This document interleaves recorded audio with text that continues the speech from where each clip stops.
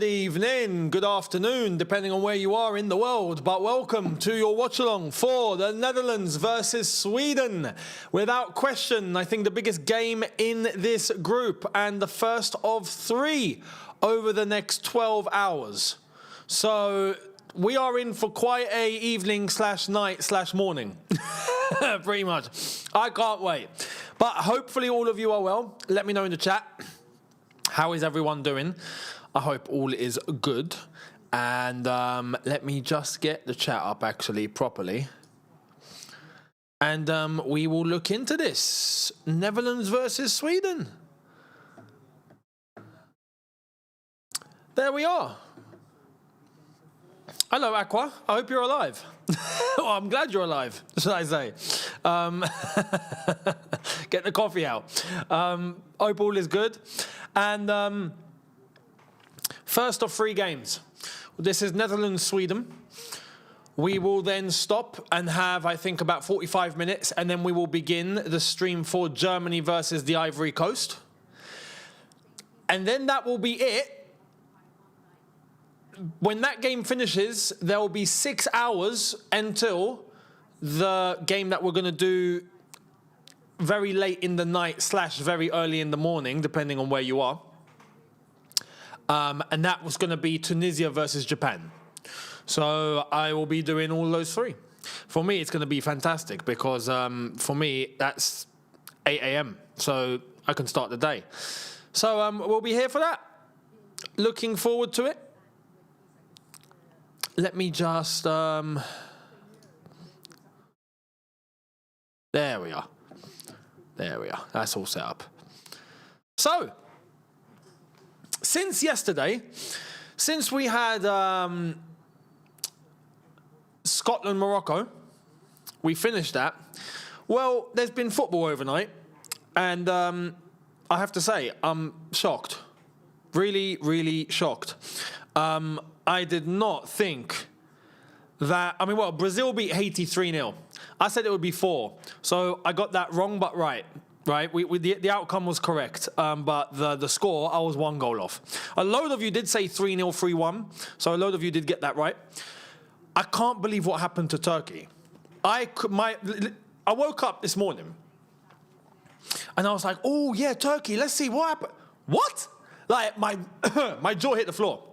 Instantly, jaw hit the floor. That woke me up properly. Like, you know when you wake up and you're like 60, 70%? That took me to 100. I'm like, there's no flipping way. What? You lost. You lost, and you lost to 10-man Paraguay, not even 11, 10. They lost 1-0. I could not believe it. And considering that Paraguay had the red card just before half-time, and in an entire half of football playing against 10 men, and Turkey couldn't score a goal. Remarkable. They had, if you want to put it into context, they had a total of 32 shots and not 1 went in. 12 were blocked, 15 were off target, 5 were on target. They had an XG of 2.1. They had 79% possession, and they couldn't score. It's outrageous. It's outrageous. I'm sorry, but if that's the case, you deserve to go home. Like, realistically, you have proven that you cannot go further than that. That is your level. Like, you know, it's not even like a mistake. Like, nah, you're just not good. You're just not good. Unbelievable. I was surprised. And it's actually quite insane that Turkey have not scored a goal. In 2 games, they lost 2-0 to Australia, and they lost 1-0 to Paraguay with 10 men for an entire half, and Turkey have not scored a goal. And we were talking about Turkey potentially topping the group. Do you remember when we all done the predictions, and we were like, yeah, no, Turkey and the US, but Turkey might actually pip it. They might get... Oh, boy, were we all wrong. I don't think one person had Turkey down flopping this hard. Not one. And it pains me because I wanted Turkey to do well. I really did want Turkey to do well. Crazy. The way that the group now looks is USA with 6 points, who've qualified, Australia and Paraguay both on 3. And they need to play each other. And the US and Turkey, well, Turkey are going to be playing the US and probably going to get killed.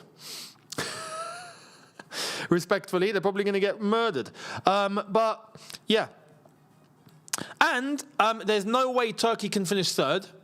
To answer the question that we had on the watch-along yesterday, is it goal difference? Is it head-to-head? What is it? And I said, I think it's goal difference and then head-to-head. I was wrong. It's not. It's head-to-head and then it's goal difference.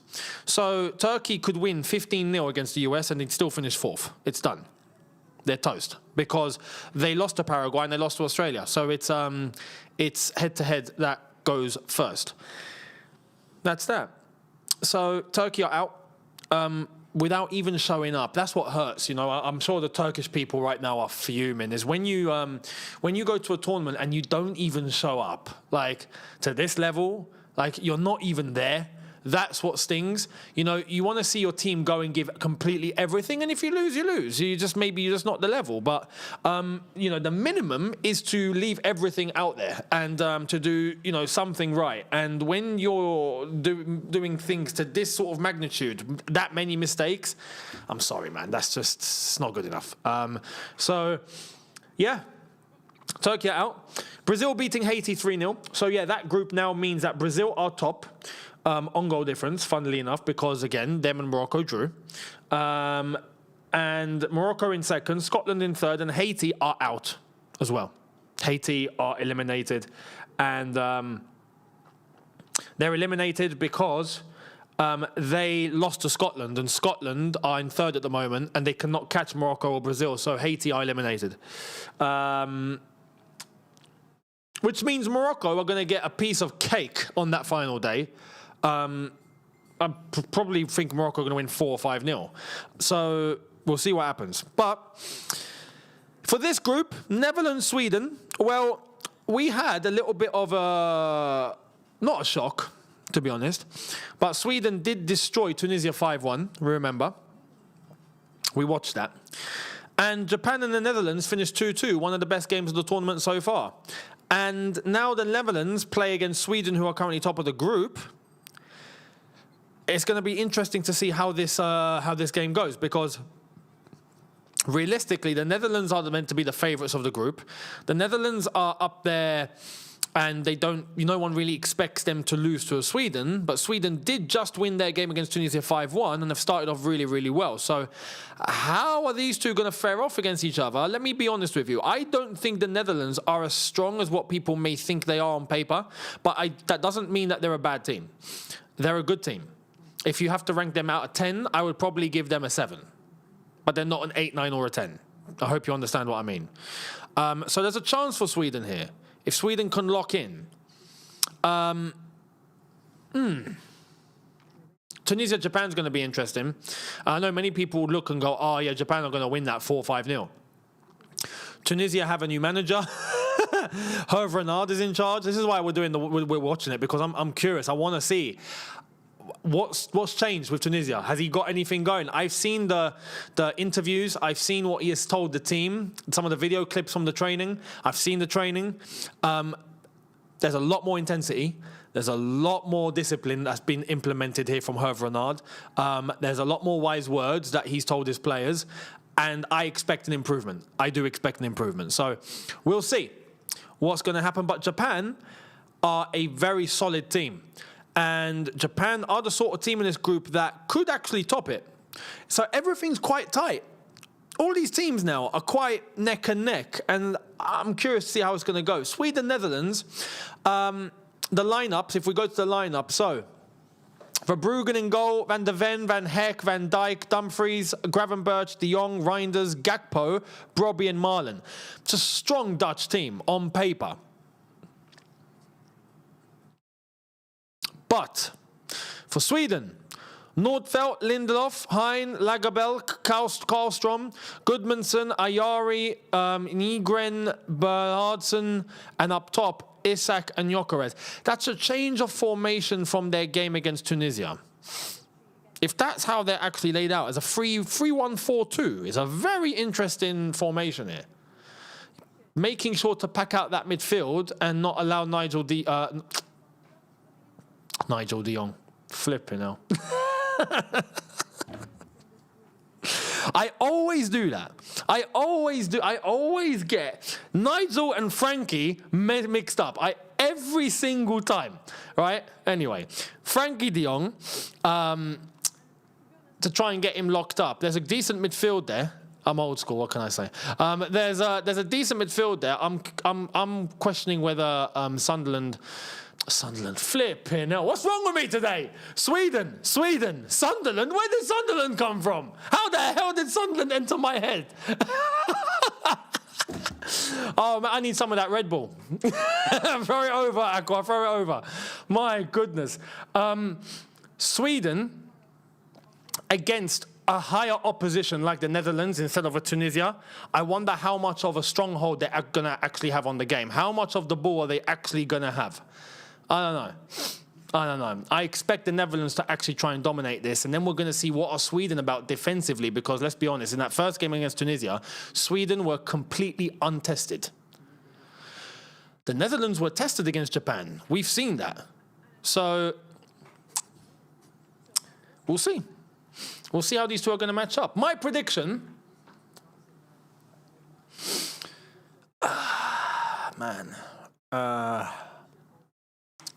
My prediction for this. I might be wrong here. I'm not saying this with confidence. I'm not. I'm going to go 2-1 Netherlands.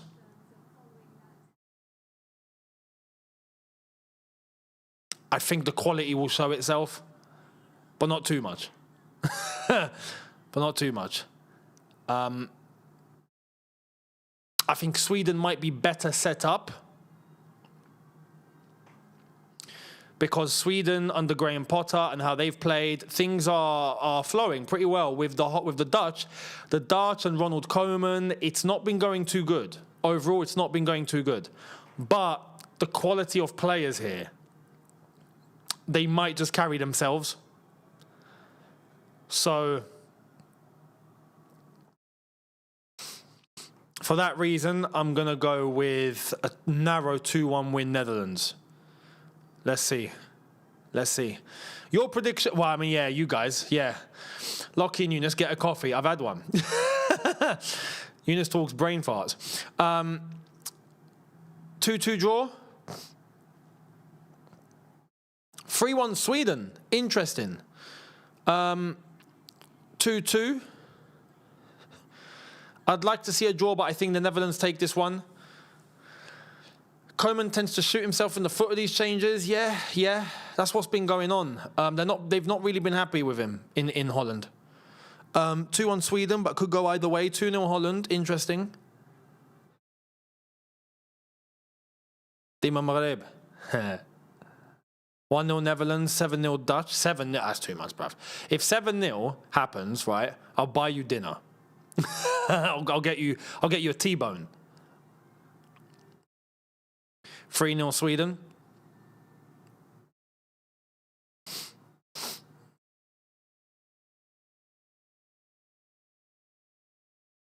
We're getting our first star. Ria.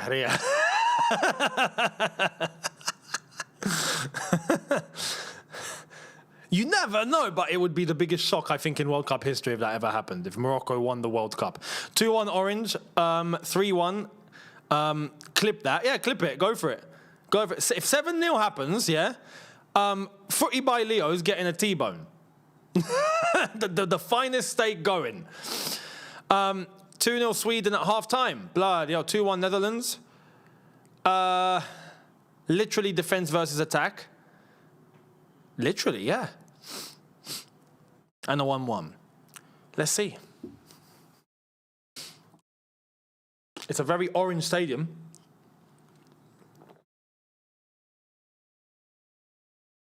The Dutch in full force here in the US. My goodness. Playing in Houston. Houston, Texas. Houston is in Texas, right? Am I right or am I wrong? I need to verify this. It is. I'm pretty sure.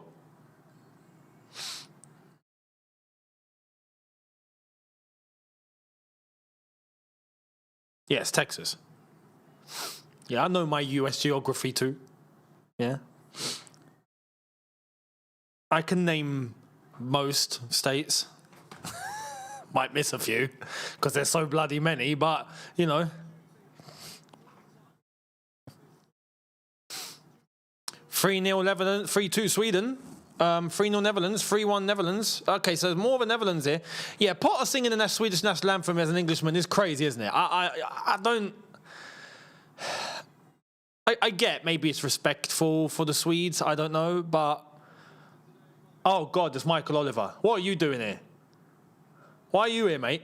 You're not meant to be here. Respectfully, this is past your level. This is too far past your pay grade. Get back to the Premier League, mate. Go home. Oh, look at him. Look at Van Dijk. Like, oh, flipping hell. I tried to run away from you and I find you here, you twat.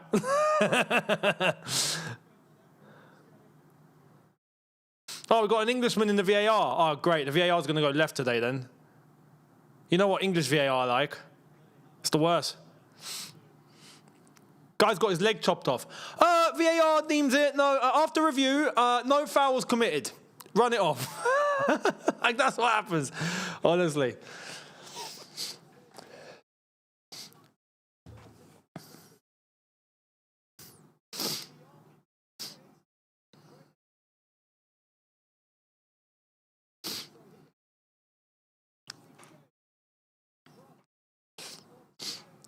Oh, sweet. Sweden will win this game. Yeah, I've been to that stadium. It's very nice. Fair play. No, you know what? Some of the US stadiums, right? And I know a lot of these are NFL stadiums. Some are even college stadiums.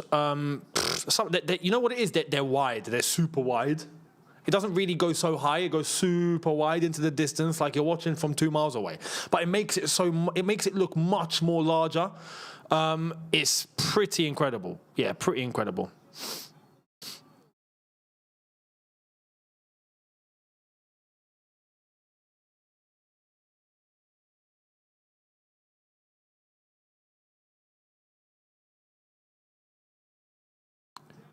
And it's very orange. If we're being honest, it's very orange.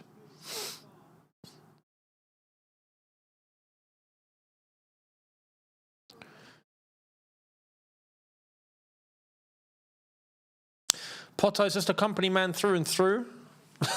Yeah. We're about to get underway. Oliver used to be sponsored by Dax Wax Red, if you know what you know. I swear Dax Wax Red is the stuff you put in your hair. Is that what we're saying? Because I've not heard of that one, I'll be honest. Because Michael Oliver's done some funky stuff with his hair before. Oh, God. The countdown. This is so American. 5, 4, 3, 2, 1. Yay! Kick off! Honestly, man. It's just... Shoot me. Oh, man. Game's underway, yeah? We're up and running, ladies and gentlemen. We're up and running.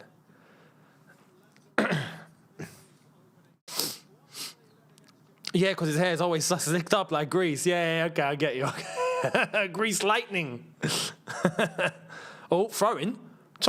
Okay, that's out for a goal kick. Netherlands trying to get a goal after 20 seconds. The record has been set by Morocco yesterday. Goal after, what was it, 1 minute? I think it was. Or was it 57 seconds or something? It was pretty insane.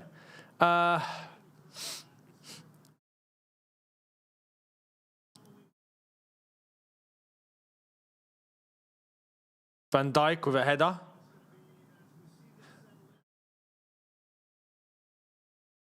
Charlie K, thank you for the first super chat of the evening.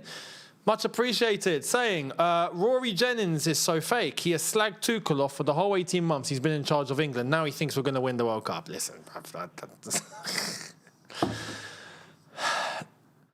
Don't take what Rory says seriously, is my advice. Don't. Like, you know, others you can actually take seriously because...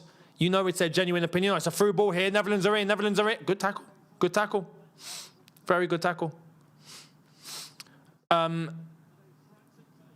Others will tell you their honest opinion or what they actually think, and if they get it wrong, they get it wrong. That's not Rory. Rory will tell you whatever will outrage people the most.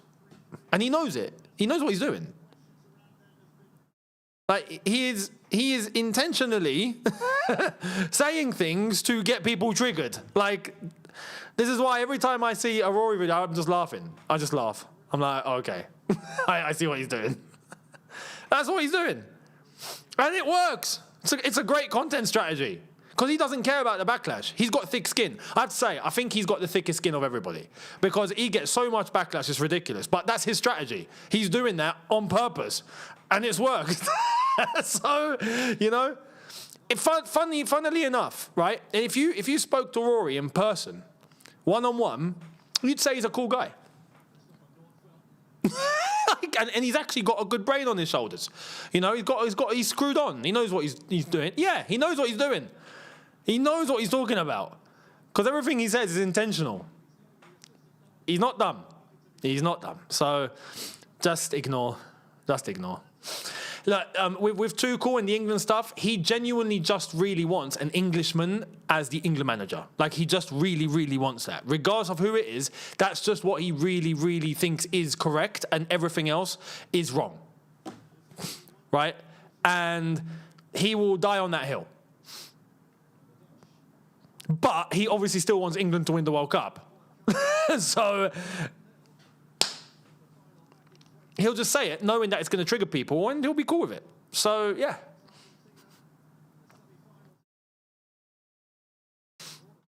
Ball over the top. Good ball for the Netherlands here. Good defending. Good defending. Goal kick. Goal kick.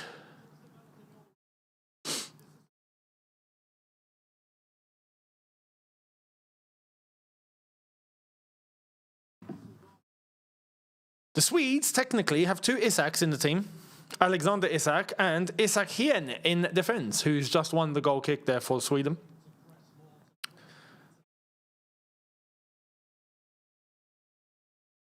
Yeah, exactly. When he spoke about Haaland, that tells you everything you need to know. There's no rightful football fan that will look at Haaland and think, "Nah, you're crap. You're going to do rubbish." Like,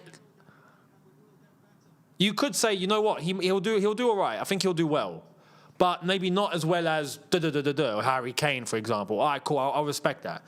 But he came out straight and just said, "Nah, you know what, he's going to stink." Like, you know.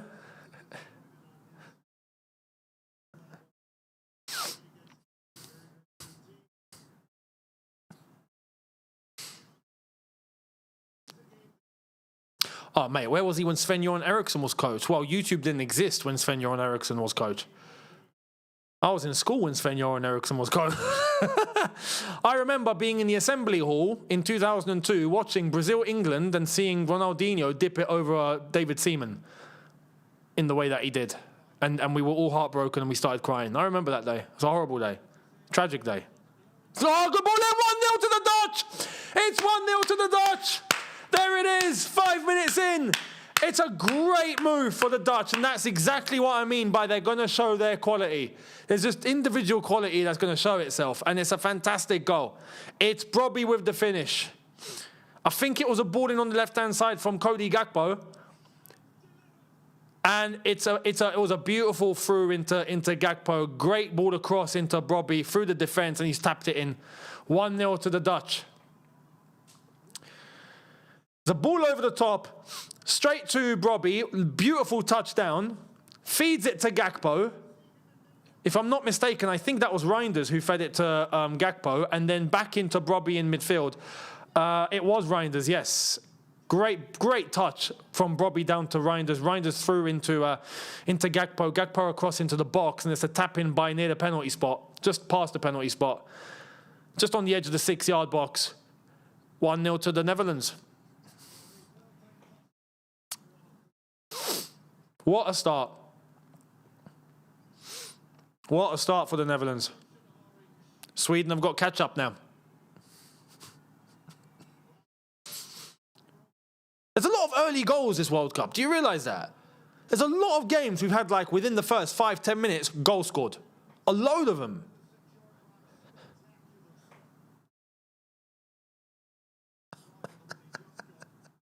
Dilap, take notes. Brilliant. Brilliant. Oh, chance for Sweden. It's Gyökeres. Corner ball. I expect Gyökeres and Isak to come up with some things today. Bloody hell. If anyone's talking about Grease Lightning, I think it's Gyökeres. Look at that slick back. You know? You can tell Gyökeres spends about 20 minutes in front of the mirror with a blow dryer. 100%. And like a really thick comb, just going like... you know, 100%. 100%. Oh, nice into Isak. And no, it's not nice. It's not nice. Out for a goal kick. Very bright start.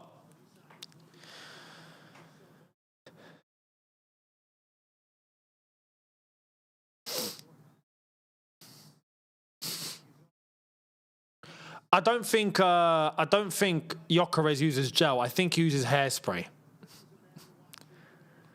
Because it's not shining, but it's in place, so that tells you it's hairspray. If it was like really shining, then it's gel. But no, I think gel's gone out of fashion.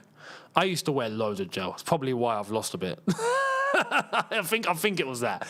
But I remember back in the day when you used to have like spikes. You would just get gel and then just like spike it all up. And then you just leave. And then every time with gel, because it hardens, you then do that. And it's all really spiky. You feel like you got a hedgehog on your head. Good times. Gyökeres, I think it's hairspray.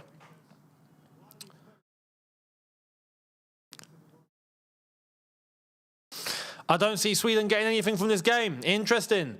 If it was Dilap, he would do the opposite. Yeah, he'd boot it away. You know?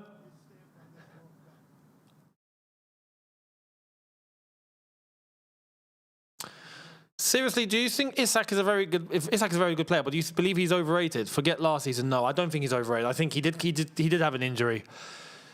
He didn't really have much stability. He's still got to get picked because he's one of the best players for Sweden. There's no way they're leaving him behind. Isak's already proven what he can do at Newcastle. That's prime Isak. We've already seen what he can do. Now, how much has the injury affected him? As the Dutch are back in here. Poor defending. Ooh, nearly nicked off them in the box. Bring it down. Good touch. Good touch. Very good touch. From Van der Ven. Van Dijk into De Jong. De Jong scouring, trying to find a pass. Over to the right-hand side. Dumfries. Sorry, Gravenberch. Here's Dumfries. But yeah, Isak is a good striker. He's a good striker. But he needs to get some rhythm back. He needs some routine. We need to see like, Brobby's on it. We need to see like 10, 15 games uninterrupted from Isak for us to really know. Brobby is a nuisance today. Big time. Big time. He's doing really well. There's Arsene Wenger. Van der Sar. Hello, Van der Sar. He looks the same, just with a bit of grey hair. Patrick Kluivert was there too. Kluivert was class. Oh my God, Kluivert was class.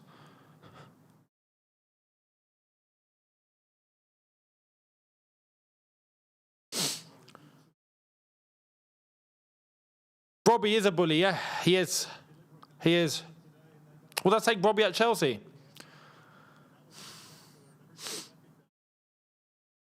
If you asked me to swap him for Dilap, I would. Yes. But no more than that. I'd have him as a backup striker, yeah. Ball in. The Dutch are playing well. Good header back into the box, straight to the goalkeeper. Netherlands are in rhythm at the moment. They're in flow. They're getting through as they want. They're making good moves. Good crosses into the box. Good deliveries. Good headers. Good touchdowns. Touchdowns, bloody hell. We're getting American now. I mean, like, you know, when players bring the ball down and link up, like, they're doing a lot of that too. I mean, that led to the goal. Americans, don't get the wrong idea. I didn't say touchdown. Another ball in. That's a clever ball. Oh, that's a clever ball. Very, very clever ball. Straight to Gakpo on that left-hand side. Who swung that? Was that Gravenberch? That's Dumfries. That's Dumfries. Holy crap, what a ball from Dumfries. Wow. That vision was phenomenal. No wonder Real Madrid scooped him up, eh? I remember people told me Dumfries was finished.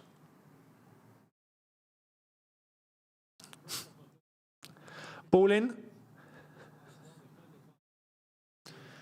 Adrian, thank you very much for the super chat. Much appreciated. We don't have Teamgeist and T90 kind of errors nowadays. Or am I missing something? Are you talking about players? Yeah, I know what you mean. Like, you know what's crazy? Back then, even the T90 era, yeah? Total 90s, for those that don't know. When the Total 90 era started, we kind of knew back then that we were in the middle of something pretty iconic. Like, we knew. We just knew it hit. And you just see him like, oh, yeah, Total 90s. Like, you just knew that it was going to be a period of time where things were lit. Nowadays, we don't really have that. Nah.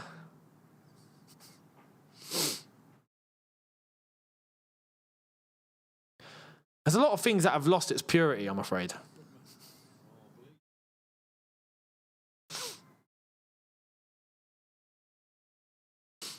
Brought down. Oh, it's clever. That's clever. Is that Gravenberch? That is Gravenberch. That's clever. Netherlands are playing well. It's a very good start.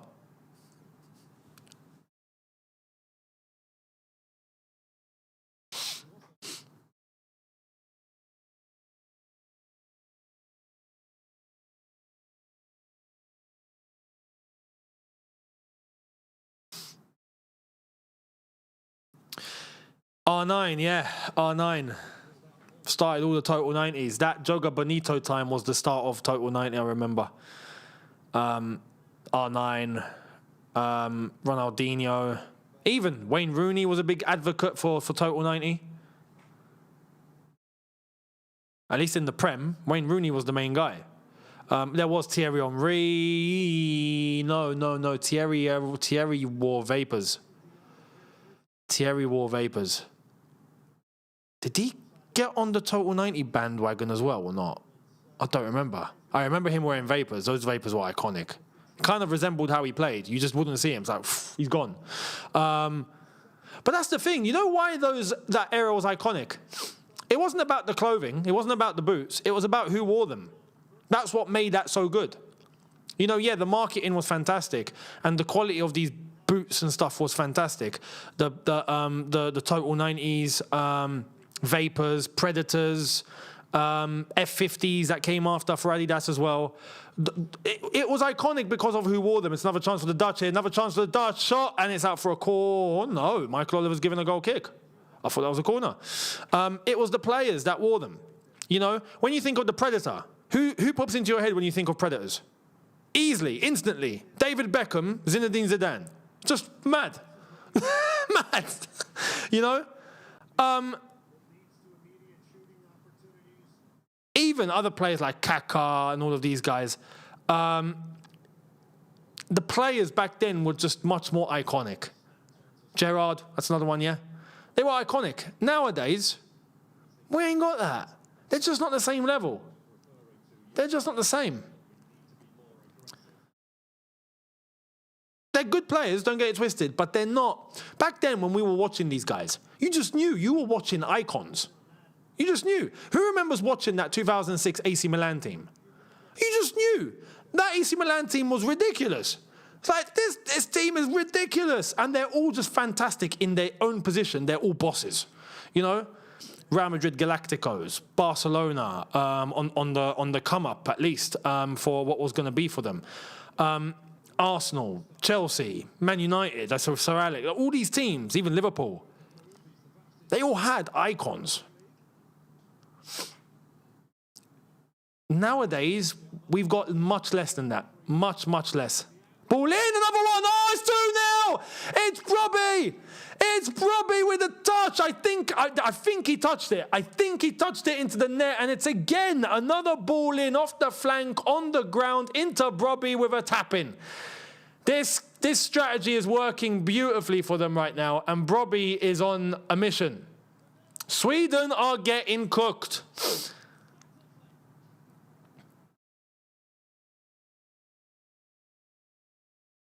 Unbelievable.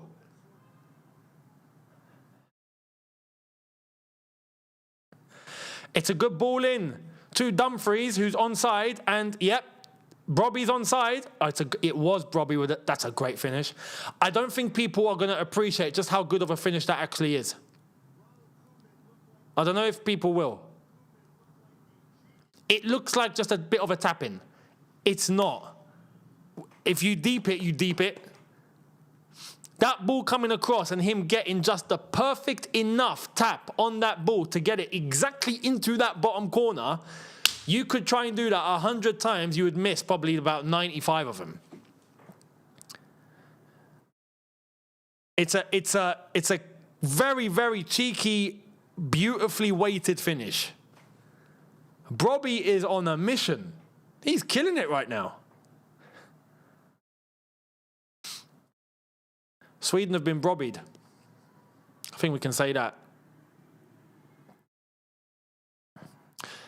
It is a proper old-fashioned 9, isn't it? It's funny, we're having a conversation about old school players, and Robbie's delivering the goods as an old school 9. Isak, Gyökeres, where you boys at? Robbie's showing you how to be a striker, mate. And it's a foul. Bein Sports have lost commentary, just to let you know. I don't know if you guys are, if you are on Bein, at least Bein English, the commentary's cut out. I think they've lost connection with one camera and the commentary, and now it's just the match camera that's working and there's no commentary. And you know what? I don't mind it. I feel like I'm at the ground. This is actually good. I should do that, you know. I think if there's an option to remove commentary, I think I might. I don't ever really do that. Is there an option?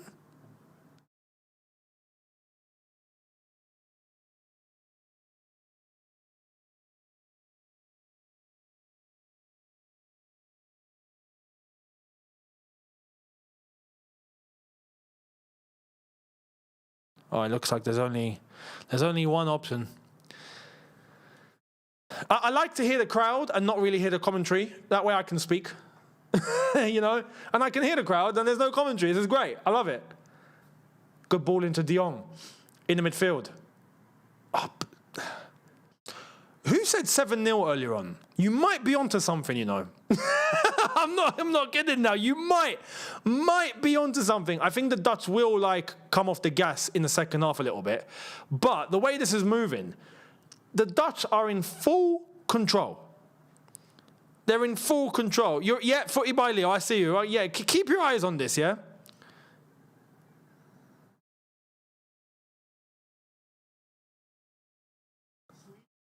Oh, the commentator's back. Bloody hell. We were having fun without you.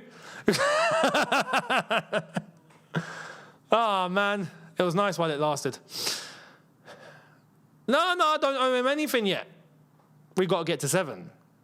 Yeah? Even if it finishes 6-0. No dinner.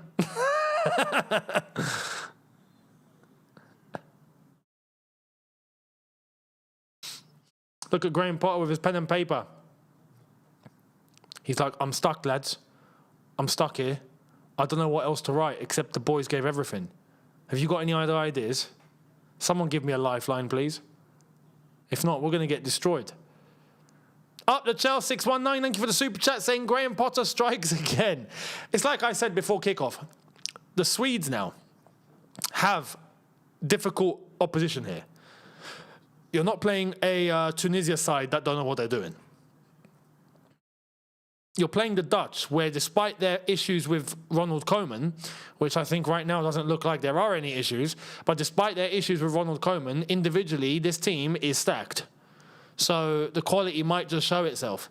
And it has. It really has. First 17 minutes, for the second goal, but we're in the first 20 minutes and it's 2-0.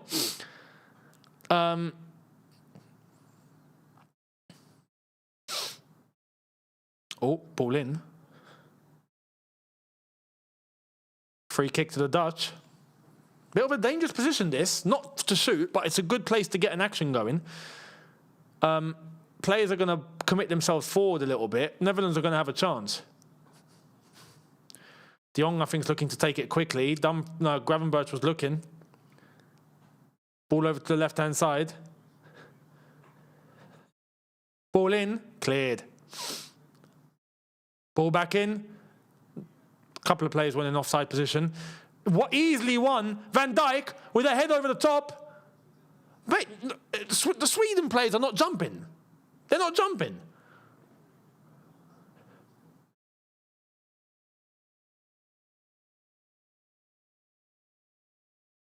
How was that a free kick? Look at the Swedes getting destroyed 2-0 and they're all smiling and laughing. They're just very happy people, aren't they? Oh, ad break, guys, ad break. Yeah, the Swedes are just very happy people. You could, destroy them 6-0 and they'd be like, I enjoyed that. Do you know what I mean? God forbid if they won the World Cup, they'd probably have a heart attack. But I watched the game on TV without the sound and listen to you. It's the best thing. Cheers, Neil. No, you know what? I would like to hear the crowd and no commentary. Like, actually, you know what? We're in an ad break. Let me see if there's a function for this. I'm actually going to see if there's a function for this.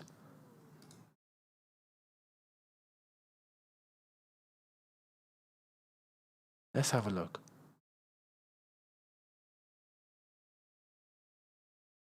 Ah, man. There's no audio. Ah, crap. Damn it. I thought we were getting somewhere. Apparently not. I want to hear the commentary. Let's have a look. No. No.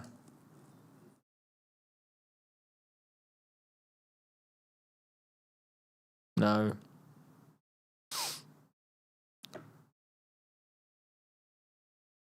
Unfortunately not. But yeah, I would prefer that. I would prefer that.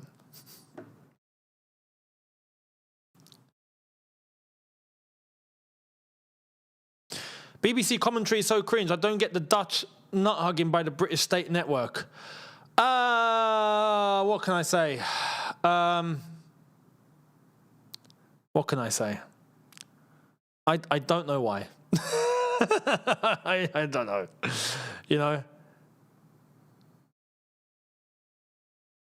You'd think that the BBC would probably be favouring Sweden a little bit because of Graham Potter, but I don't know. I ain't got a clue.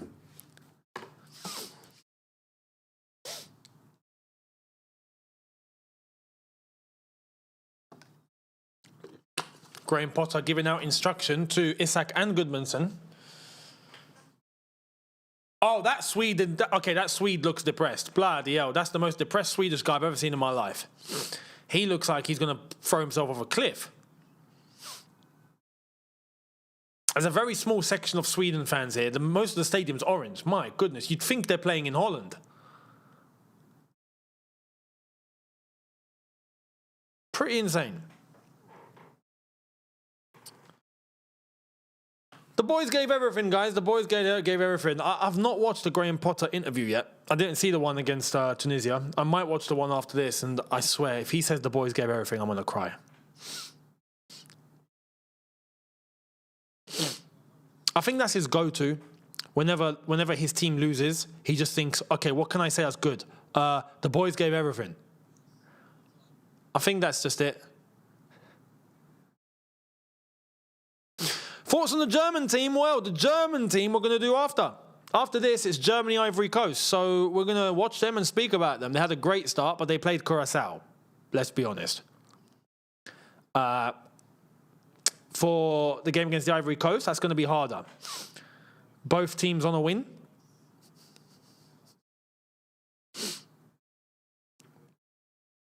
Sweden trying to get some initiative in.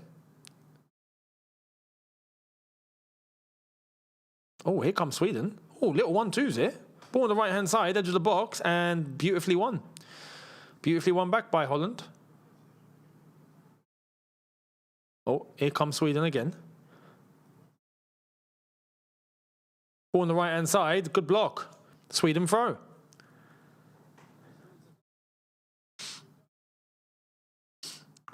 Ayari, if you remember, he's moved pretty well in that last minute or so, who scored against Tunisia, his dad's country, and didn't celebrate.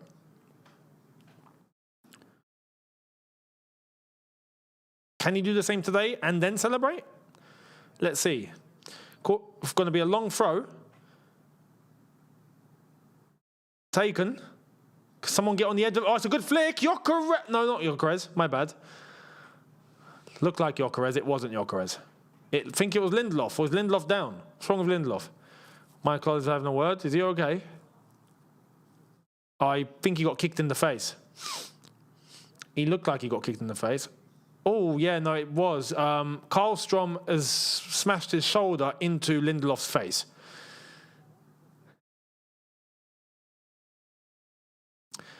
There's the confirmation that there's no offside for Brobbey for the second goal.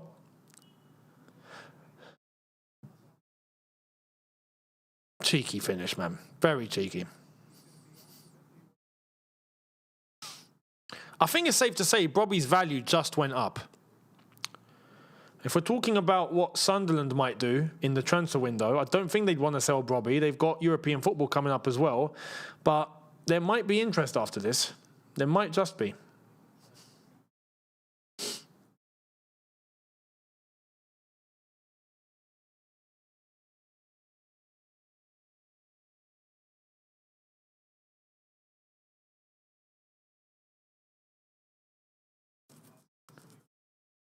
Given away by Sweden here.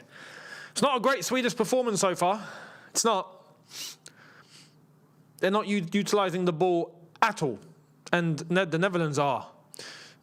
Much, much more threatening than the Netherlands here. Sweden haven't really caused a threat yet. Oh, nicely worked in the midfield by the Dutch. Just about one back by Sweden. Can they get something moving? Ball on the left-hand side is Gyökeres. They can now. They should switch it across. Ayari!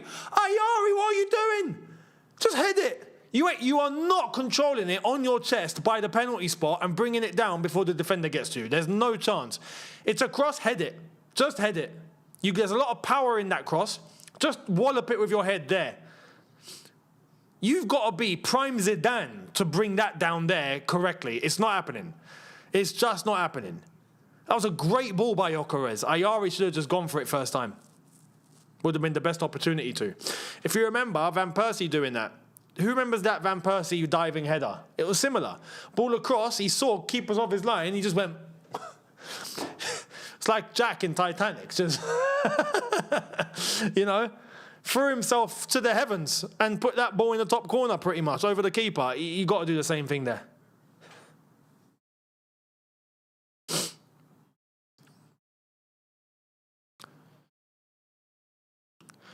Sweden are looking like West Ham. Bloody hell. That's not great, is it? To be fair, Zidane is a goalkeeper, so I don't know about... Oh, man, I swear. Now, you know what? Who said it? It was Lies Bouzidi. Who watches Lies Bouzidi? If you know, you know. Oh, it's another one. It's another chance for Sweden here. No. What are you doing? What are you doing? What kind of pass is that? Nygren literally got the ball thinking, I'm just going to do what Gyökeres just did, when there's a defender right there. And he had all the space to take the ball inside, and he didn't. Anyway. Lies said that Zidane should have a paternity test because there's no way he's come from Zinedine Zidane. And I agree. I agree. Luka Zidane is not the offspring of Zinedine. It can't be.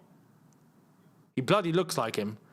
But in terms of the performance, the level of footballer, nah, it can't be, man. Can't be.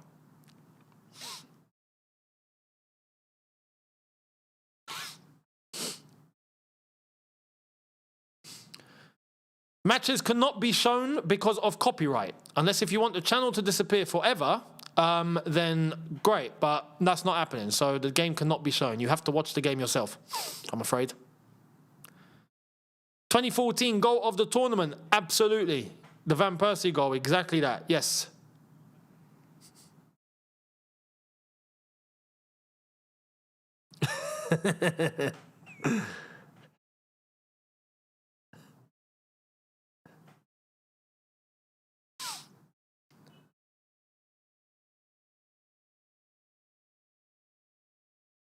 Throw into the Holland.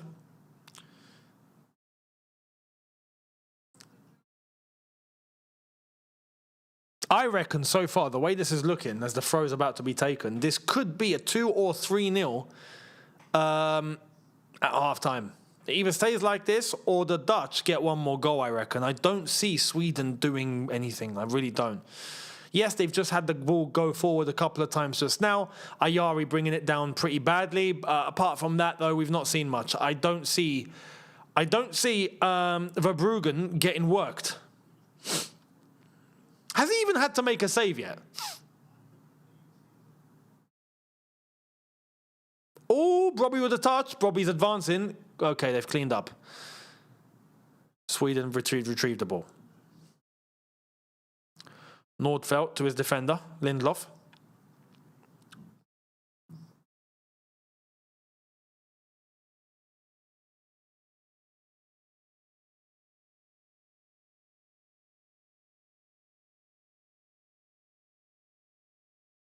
Nicely worked. Good space here for Sweden. Here's Isak. Isak into Gyökeres. It has to be. Oh, no.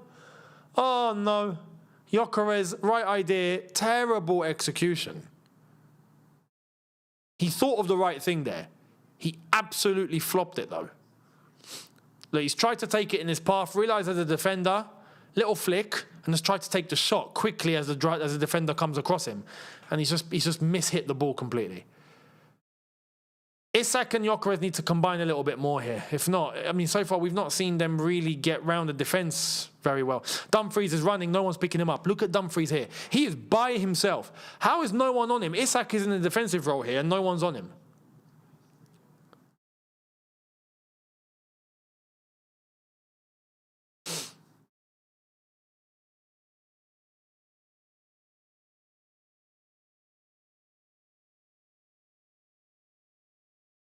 Van Heck, who is on his way to Tottenham. Pretty outrageous. Tottenham have done crazy business the last few days. Crazy. In fact, there's a video coming on here about that. Here on Younes Talks Football. I am going to do a video on that because we've got to speak about it. This is just insane. What Tottenham are doing is pretty remarkable for a team that finished 17th. Fair play.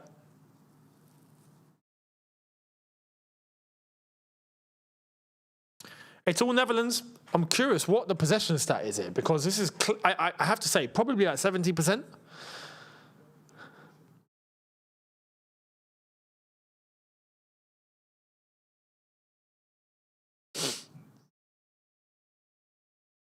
Ball over the top. What a ball. Unlucky. Was that Van Heck? It was Van Heck with the ball. Cheeky cross trying to make it to Marlon. Unlucky.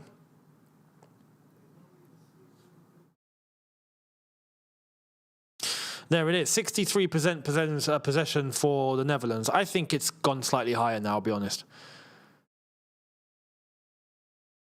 And this was given away by Sweden again. Really poor half of the Swedes. Really poor.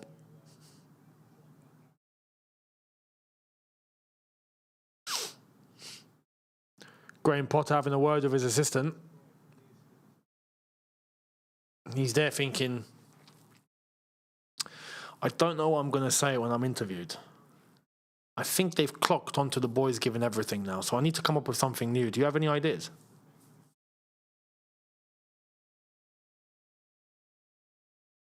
What was the other one he used? He used to say, the boys gave everything, and there was another one. There was another one he said. Oh, yeah, that's live. That's live. He might use that one today. He might use that one today. He doesn't say that too often. I think when he's in a desperate situation, he just goes, you know, that's life. So we'll wait for that one.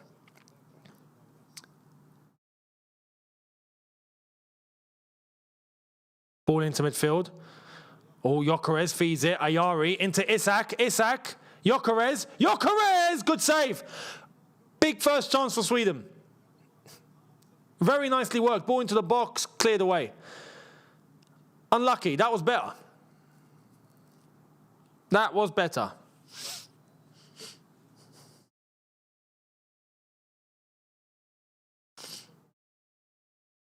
Oh, dispossessed.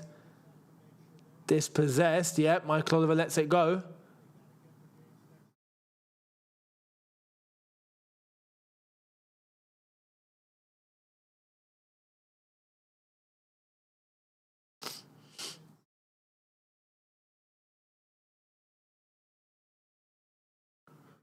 The Netherlands are going to keep the ball here for a little bit and try and kill that momentum that just happened.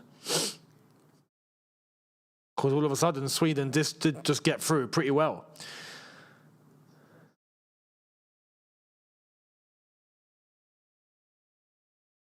Ball on the left-hand side. Unlucky.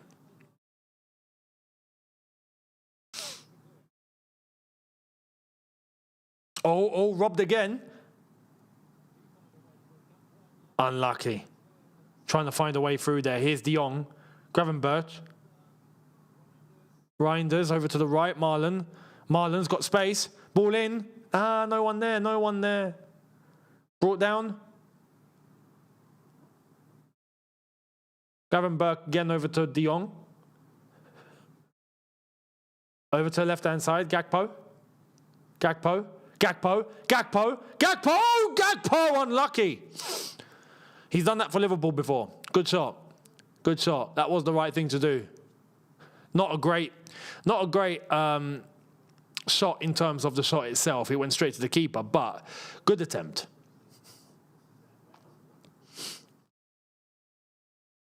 Here's a question. Why do the Dutch wear orange when their flag is not orange? Their flag is red, white, and blue. So why do they wear orange? And they've always worn orange. Why? Doesn't add up. Yeah, because of their nickname, but that means orange. But why orange? They've got nothing to do with orange. Their flag's not orange. Like, I don't get it. Why nickname yourself something that you don't like? If the flag was orange, it would make sense, right? But everyone wears colors based on their flags. Oh, did they have an old flag?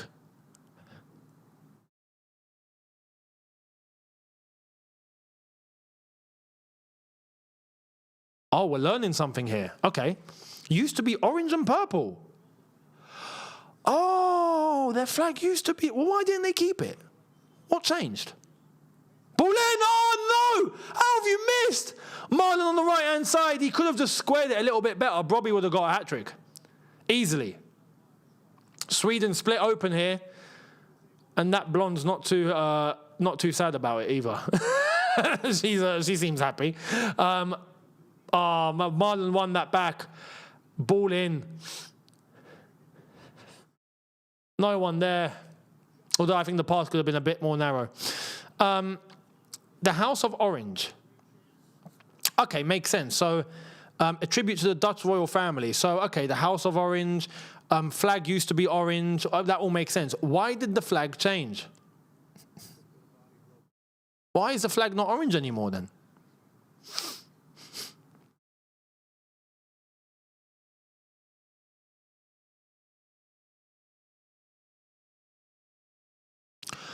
Oh, because the Netherlands got beat into a pulp by Louis XIV and laid claim to the red, white and blue. Same thing they did to Italy. They had to switch from blue to green. Napoleon wasn't having that. Oh, no way. I didn't know any of this. Oh, it's a shot for Sweden. That's a goal kick over the bar by Ayari. Again, unlucky.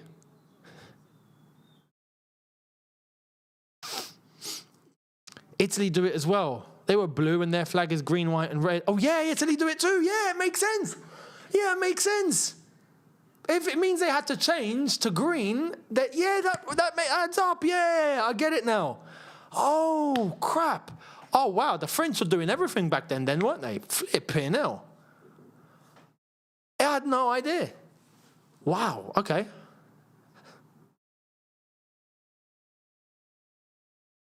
Bloody Napoleon, eh? Or what? Louis XIV.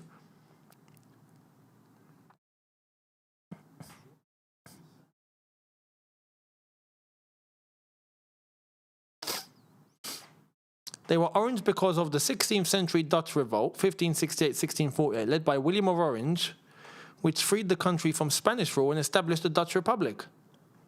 Interesting. The flag used to be orange, white, and blue. Oh. And then the French showed up. Bloody. The French are a nuisance, aren't they? Just to everyone. Like, they're just a problem.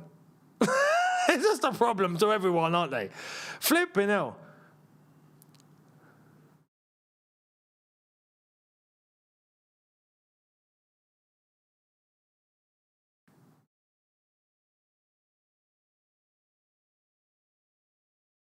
It's not just because they like orange. Yeah, imagine they just went, we just like orange. That's it. You know? We like the colour, we like eating it, we like everything, we just like orange. Makes sense. It makes sense. Thank you for that. I asked for the explanation and you guys showed up like my history teacher. Flipping hell. Fair play. Thank you, guys. We learn something new every day. Ball in. Another chance of bouncing for the keeper. Ooh, they're complaining. They're complaining here for a handball. Is Michael Oliver going to go to VAR for that? There was a bounce. I just don't know if it was off the arm or not. Here's the replay. What happened here? Oh, it's a handball. That's a handball, ref. That's a handball. That's got to go to VAR. That has got to go to VAR. That has to. We're waiting for the ball to go out of play. That's a penalty. It has to be. It didn't look like, they only showed one replay, the game stopped. Okay, cool, go to VAR. It didn't look like the hand was in a natural position. I do want to see it again, though. Goodmanson's been brought down. Is there going to be a VAR check?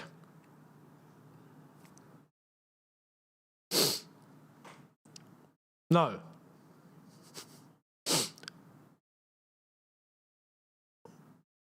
Is VAR asleep this tournament or something? What's going on this World Cup?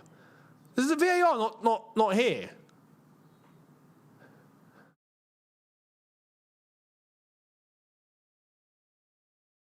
Remarkable. Free kick to Sweden. Ball in. It's a good ball. Oh! That's going to be controversial. That is going to be controversial. It's 2-1. Sweden with a goal back. Oh my goodness. Oh, hang on. Hang on. Michael Oliver stopped it. As always, he's got to make it about him, hasn't he? What's happened? Why is that disallowed? He's on. Isak's on. Was it Isak? Oh, no, it wasn't. Sorry. He's offside. He's offside. Well, he got walloped by the goalkeeper, I think. Oof. Lagerbelk with the header. He was in an offside position, I think. So there's not going to be any controversy. Flags up. Stays 2-0. Stays 2-0. I was going to say, the Dutch would have had something to say about that if, that was a handball in the other end and it should have been a pen. That apparently was checked by VAR. Here come Holland again.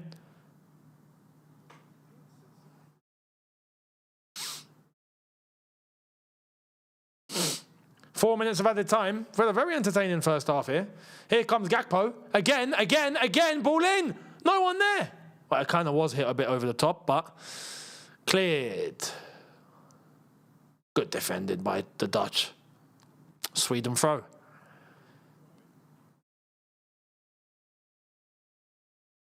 To be fair, that was offside. I know we all like to, lay it on Michael Oliver a bit, but,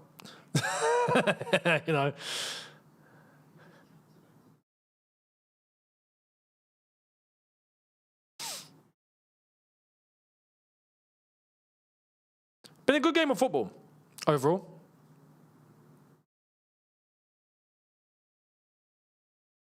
Good through ball. By Sweden here, they're moving.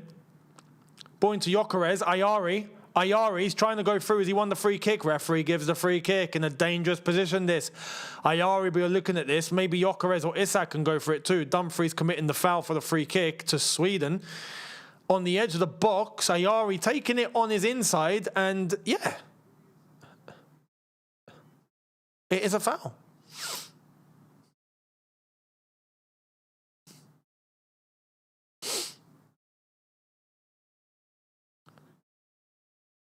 Well, well, well. Who's taking this? Gyökeres? I think it's Gyökeres.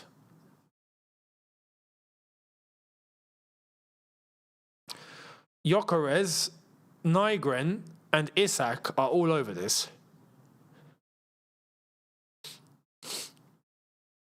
I think it's going to be Gyökeres.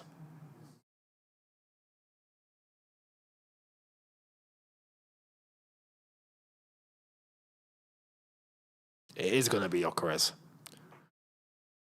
Gyökeres for the free kick.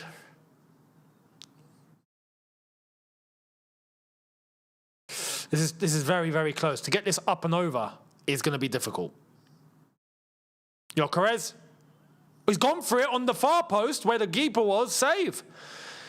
I think that's the best thing he could have done there. That's actually a good decision overall. He probably couldn't have done any better. If he tried to get that over the wall and down, it wouldn't have gone down, I don't think. It's very, very, very hard to do that there. It's too close.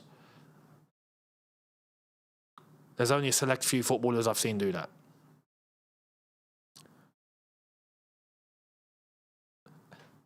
Ball in. On the edge. On the volley. You can tell he plays centre-back. Oh, no, it's Nygren. Flipping hell. Oh, no, you should be doing better than that, mate.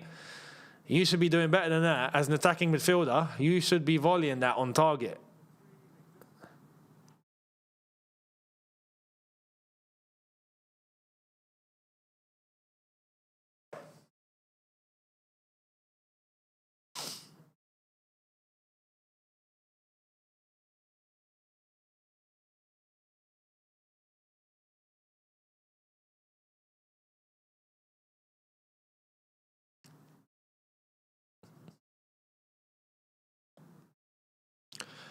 Little dink on the right-hand side here. We've got 10 seconds left of the half into stoppage time. Can Sweden get... No. He's been dispossessed. And I think this is the end. The end of the half is about to be whistled here by the referee. Unless if the Dutch are allowed one more attack. Oh, no. The Swedes have won it. Ayari. Unlucky. Won it back. Over to Gyökeres. This is going to be the last chance of the half. Here's Gyökeres. Ayari. Oh, that was going bottom corner. Great save from Van Bruggen. Verbruggen, sorry, not Van Bruggen. Flipping now. I'm thinking too Dutch. Koeman's like, hey, the time. There is one more corner to go. Ayari with a clever shot. I would have thought he would have gone to the far right, not the far left. And he's gone to the left. And I think the keeper wasn't even expecting that either. Last chance for Sweden here. Corner ball before the ref blows for half-time. Ball in. Nah, cleared. And Michael Oliver blows for half-time. There we are.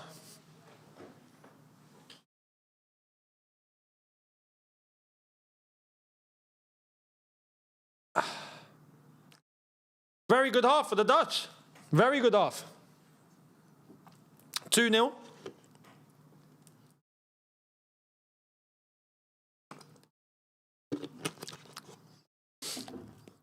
They're in a comfortable position. Sweden have got themselves a bit more into the game, but it's not really worked out well in terms of result. It is still 2-0, and Sweden need to do more. Going into the second half, I'll be very surprised if Sweden got something there. I really would. I did say 2-1 was my prediction. I think that's going to be wrong. I think the Dutch will get a third. Was my honest prediction, but let's see. Let's see.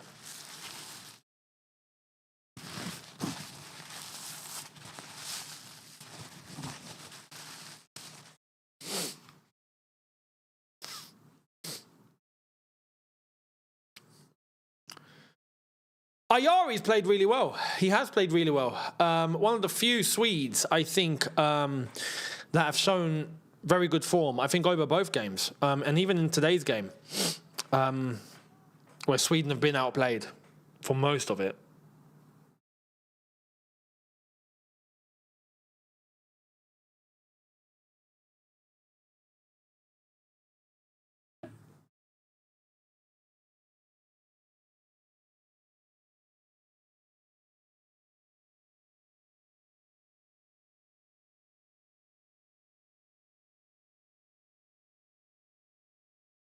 Netherlands had all the momentum, then the water break turned the tables. It does feel like that, doesn't it? I think coaches will start using the water break as an excuse when they lose momentum. Honestly, we need to get rid of the water break. I understand if you're somewhere where there's astronomical heat, okay, you need a break, cool. But it's a water break, not an ad break. This is an ad break. I mean, this is half time, right? But when the ad breaks are on, it's an ad break. It's not a water break, you know? Should be a quick boom, boom, water, get back on and start playing.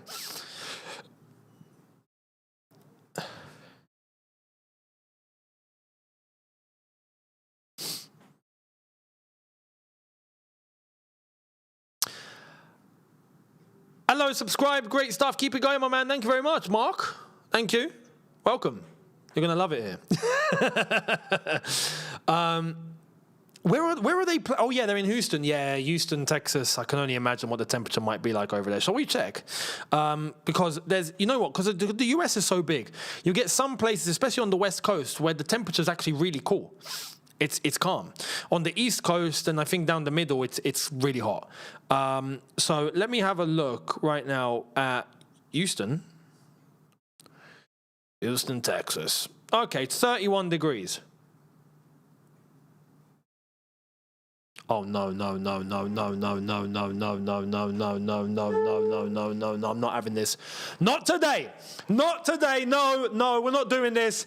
No, no, no. No, crap. Don't tell me there's a storm. I swear down. This World Cup so far, I'm surprised there's not been one storm. There better not be a flipping storm coming by. I swear, if this game gets suspended, I'm kicking off, yeah? I wanted to try and go as long as possible without a flipping break due to thunderstorms. I do not want this. Let me have a look. It looks like rain is forecast for the next hour. Ah, crap. Thunderstorms from 1 till 6. 1 is about to start. 1 till 4. Ah, crap. It better not, I swear. It better not. It better not. So for those that are unaware, at a FIFA tournament, if there's a thunderstorm near the stadium, the game gets suspended, enter when the thunderstorm disappears, and then 30 minutes without one bolt of lightning has to occur for the game to resume. And if you don't want to see it here, I'll show it to you.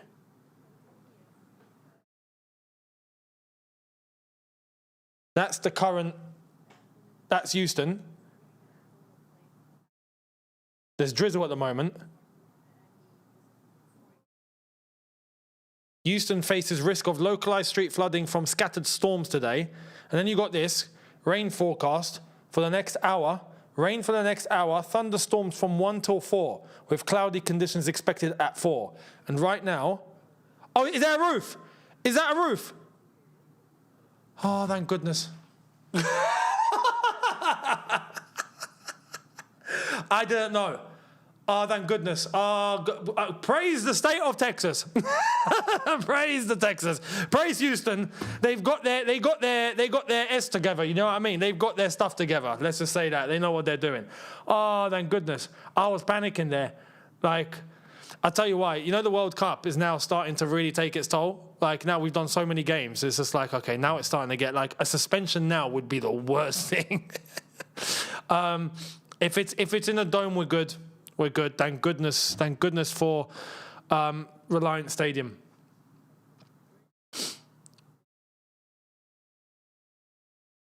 I was wondering, like, there's not been any rain in this game. And then I look, I'm like, okay, drizzle. Maybe it's just starting. Maybe now it's coming. It's on the way.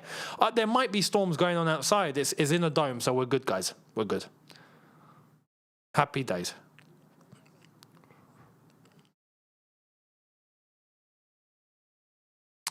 Just a report, for any, there won't be a return of Younes Talks Football today, then we're good.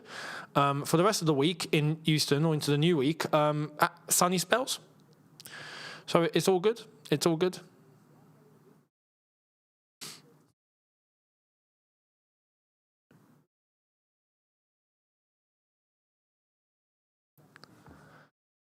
That had me going, you know.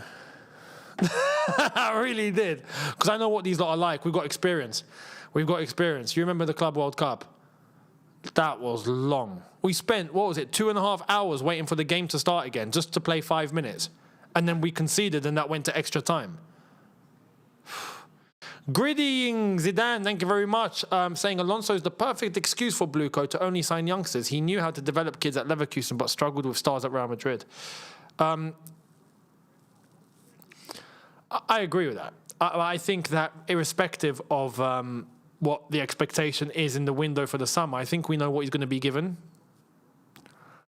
And he's going to be expected to make it work, and I just don't see how that's possible. So, yes, you are correct. No, if you're playing indoors, there's no risk. There's no risk. If you're playing inside a dome, there's no weather risk. You're fine. There won't be any issue. Even if the lightning was to strike the stadium, it's fine. Because they would have built the stadium to withstand lightning. So we're all good.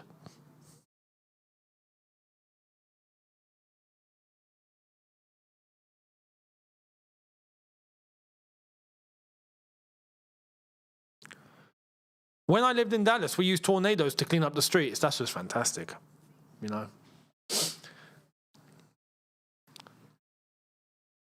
Everyone pile your rubbish over there. Tornado's coming. It's going to sort it out. Can you imagine doing that? That's wild. No, the US, some of the stuff that happens in the US. You know what's crazy? It only happens in the US. Some of the things that you see go down in the US, you're like, it doesn't happen anywhere else. It's just there. Pretty mental. All the storms, hurricanes, tornadoes, weird stuff that happens with the climate and all that sort of madness. It's always the US, you know?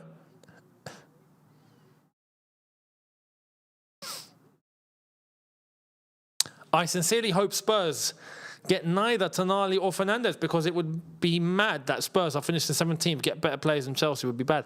Now, the thing with... like I said, I'm going to do a video on Tottenham. I'm going to try and do this for after. So later on, I'm going to try and get that done. If not, it'll be out tomorrow. But I am going to try and get that done. Talking about the ones that they've signed already and the ones that are looking like they're going to come in and the ones they're trying to bring in. It's looking like a crazy, crazy window for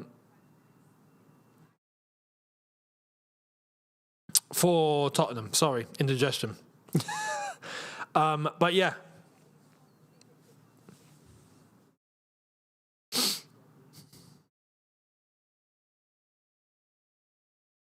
Yeah, aliens and all that stuff. Always the US. It was like the aliens don't know anywhere about the US, like except for the US, you know. It's always, there's been a sighting. Where? The US. Been a UFO. Where? The US. Been something. We've seen something. Where? The US. The aliens are coming. Where? The US. The files have been leased. Where? The US. It's always the US, you know. It's never anywhere else.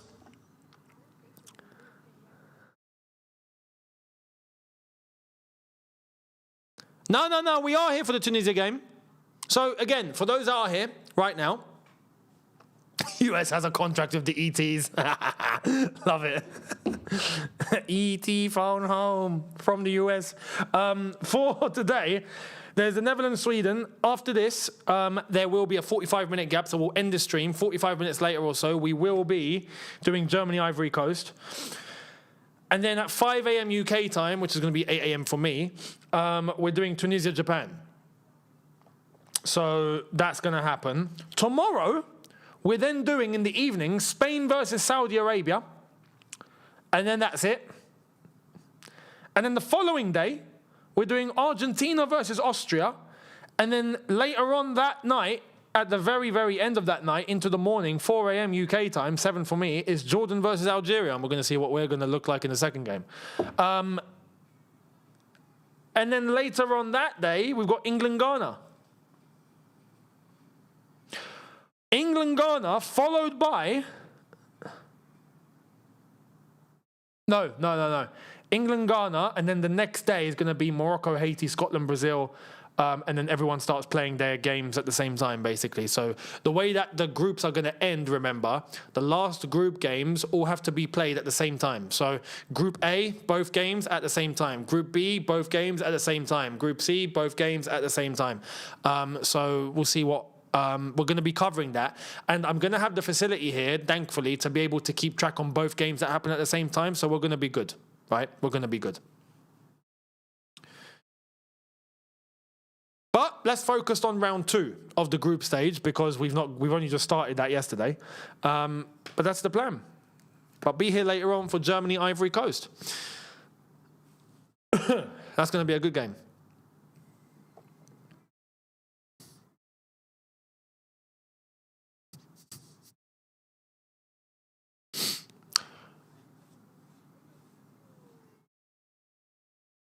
Houston Stadium is well known as the venue itself is not lightning proof in terms of tournament operations. Well, I guess we got to hope for the best then, lads. You know what I mean? If the roof gets blown up, then know that there's some lightning out there. That's wild. That's insane. You would have thought they would have built that to withstand it. Who's that Tunisia guy resembling Bouadi? You mean with the big hair? It's got to be Hannibal. Hannibal. Has to be Hannibal. There's no other Tunisian midfielder with big hair. So that's what I'm going with. Who's my locked-in guess for the Golden Boot so far? Harry Kane.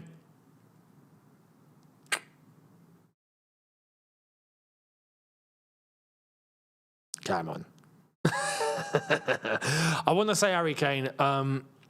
I actually think Harry Kane will bang in goals. But I would say there's also...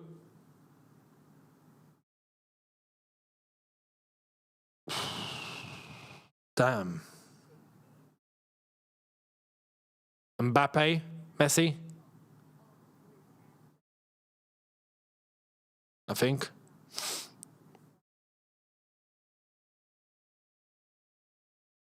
But no kidding. Harry Kane can definitely get the Golden Boot for sure. For sure.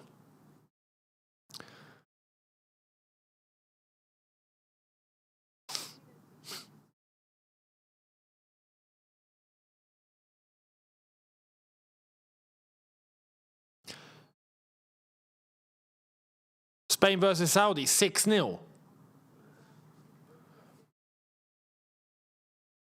If I'm going to have a little butchers, oh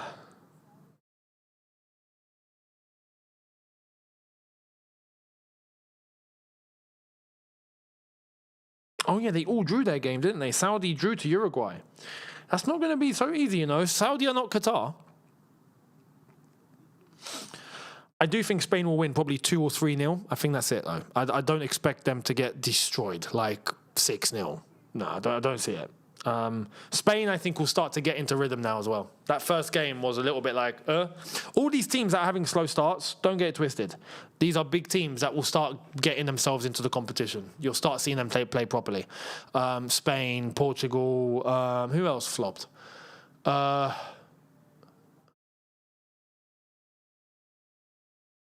France did that for the first half and woke up in the second half. Now they're up and running.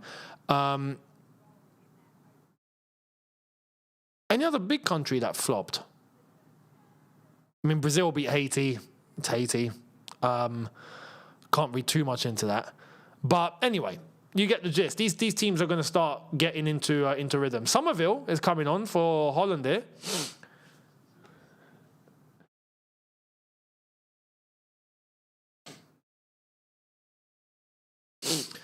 Somerville on, Marlon off. That's actually a good sub. I think for Holland, I think that's a really good sub.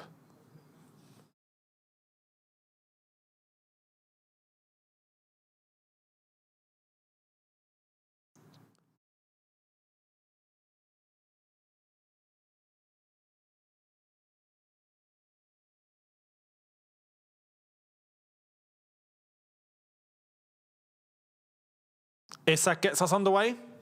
Second half begins.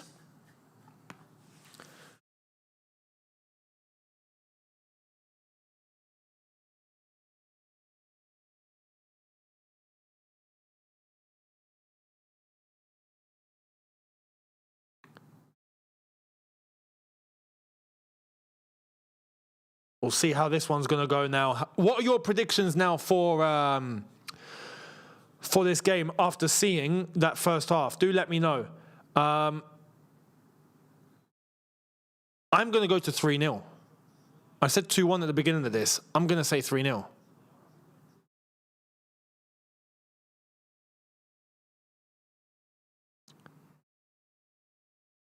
Yeah, Turkey stayed floppy for sure. Turkey did stay floppy, unfortunately.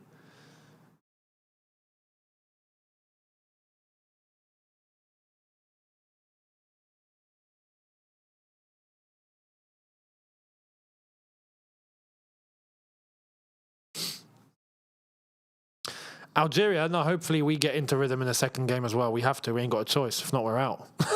We got to beat Jordan. Let's see. The DR Congo, yeah, they had a good start. Let's see if they can maintain that. 4-1, 5-0, 2-2, 4-1, 2-2. Oh, some of you have faith in Sweden here. Interesting. 3-1 Holland, 3-1, 3-1 or 3-2. Okay. Interesting.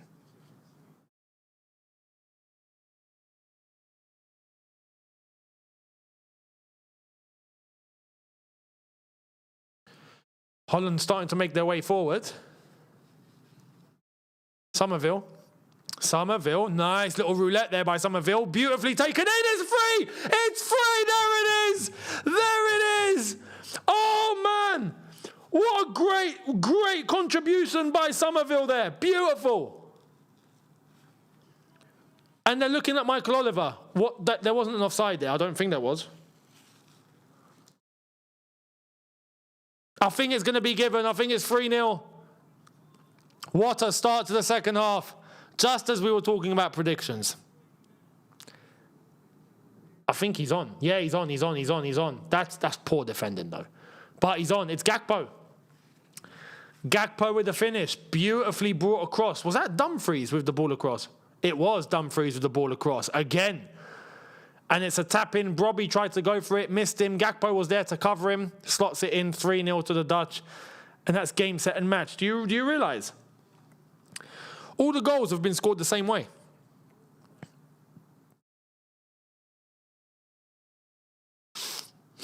All the goals have been scored the same way. For the first goal, from the left-hand side, ball across, in. Second goal, ball from the right, across, in. Third goal, from across, in. And it's a goal. 3-0.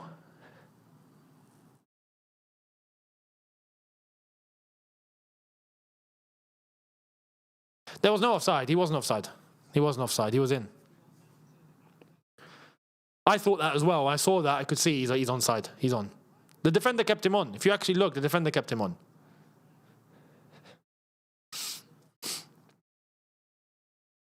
Well, that's Sweden done then. What, wait to start the second half? They've just killed the game.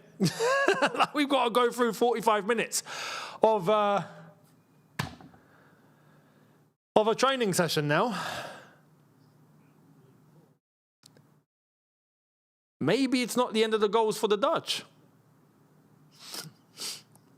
Graham Potter's going to start getting his excuses ready now. In his head right now, he's thinking, I just told the guys. I just told them at half-time. I told them. You know, you need to give everything. Here comes Gakpo. They're going for a fourth. Gakpo! Referee, no free kick given. The Dutch are not happy with that.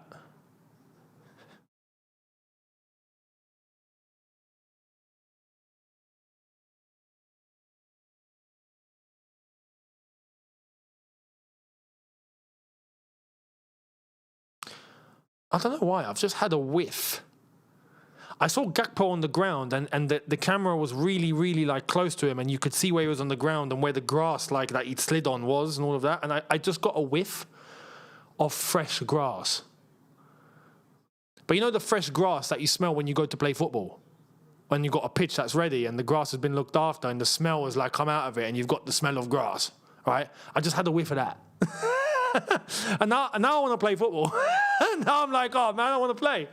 I love that smell. I don't know about you guys, but if you've got that grass smell, especially if it's a nice day and you're about to go and play, it's one of the best smells in the world. It's one of the best smells in the world. I love it.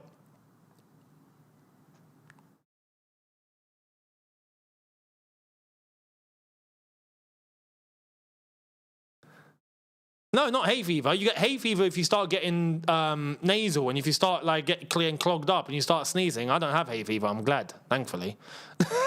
Most of my mates did. I'd be on grass playing all that, no problem, but around flowers, all that, no problem. And these guys would be dying. They'd be like, you know, they just wouldn't stop. The only issue I've got is aircon. I've realised aircon makes me go sensitive. Grass doesn't. At all.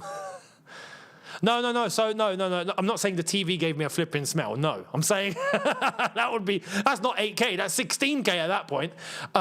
We're talking 4D. No. I'm just saying, just me psychologically. When I saw that shot, I don't know why I just got like a little whiff of grass. I don't know. It's purely psychological. I don't know.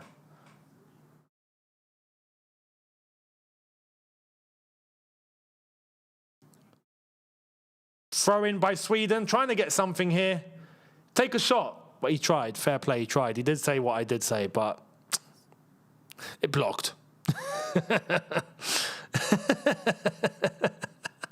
Yeah, I'm watching this game in 6D.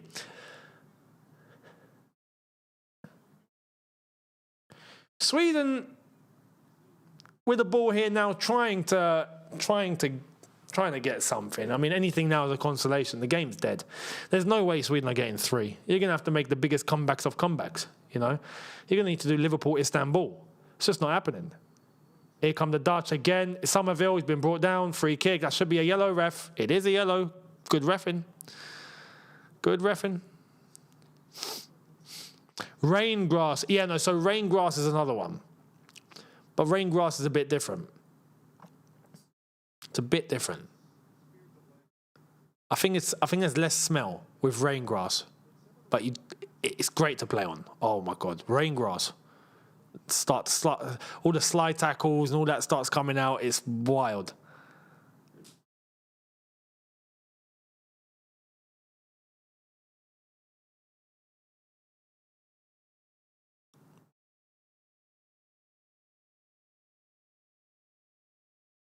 That would be good if we could invent a TV that would give you like the smell based on what is being shown on screen.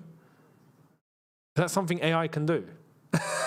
like right now, we're watching people play on a grass pitch, so we smell grass.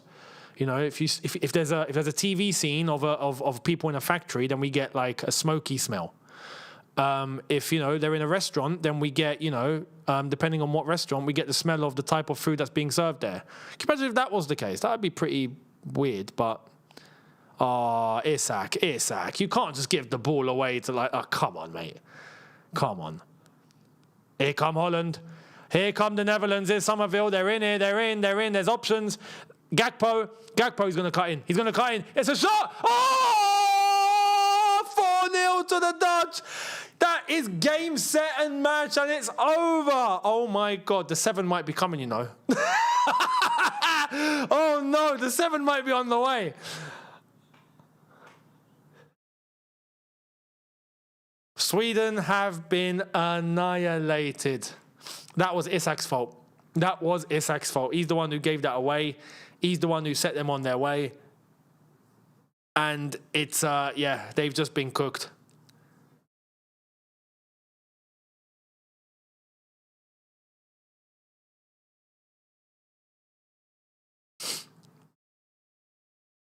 Look at Gakpo. You knew what he was going to do. He does this for Liverpool sometimes, not all the time. But he was going to cut in and go near post. He always does that. Maybe far post, but no, he actually went near post and got it in pretty well there. So it's a good shot. The keeper should be a little bit more on it, though, I have to say. It would have been better for him to go far post. There was much more safe space for him to shoot into, but he went near post, still got it in, 4-0. Somerville's been brilliant since coming on, I agree. Graham Potter, yeah? Oh, now he's making subs. He done this in the past as well. He waits for things to go wrong to then make substitutions. Like, what's Bergvall going to do now? You're 4-0 down. Do you know what I mean? Zanelli, Bergvall, and Elanga all on. You're getting sacked in the morning. Sacked in the morning. He probably won't. Yeah, the halftime team talk worked a charm.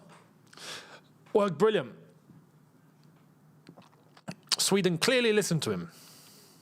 I'll tell you what the Koeman halftime team talk was. Guys, they've got Graham Potter. We are going to win. Go and win. Done. 4-0. 55 minutes. 4-0.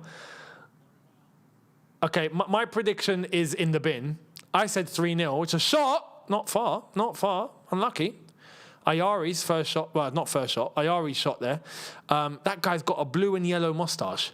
Why would you do that? I know you love your country, but you're going to be walking around with a blue and yellow moustache, mate. You've got other things you can do, mate.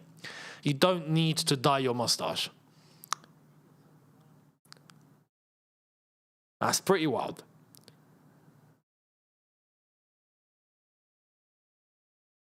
Van Dijk through the middle.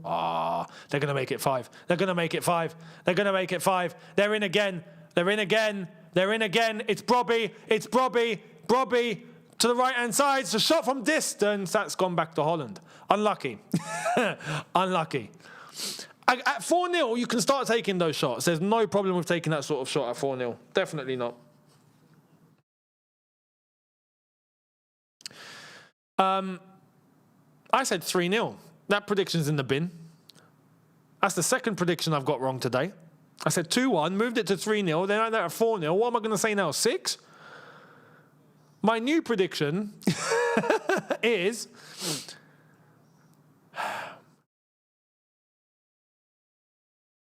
I'm torn between 5 and 6 because I think the Dutch might step off the gas now a bit.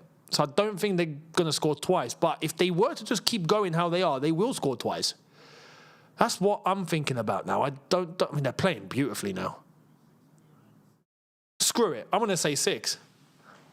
I'm not saying 7. I'm not.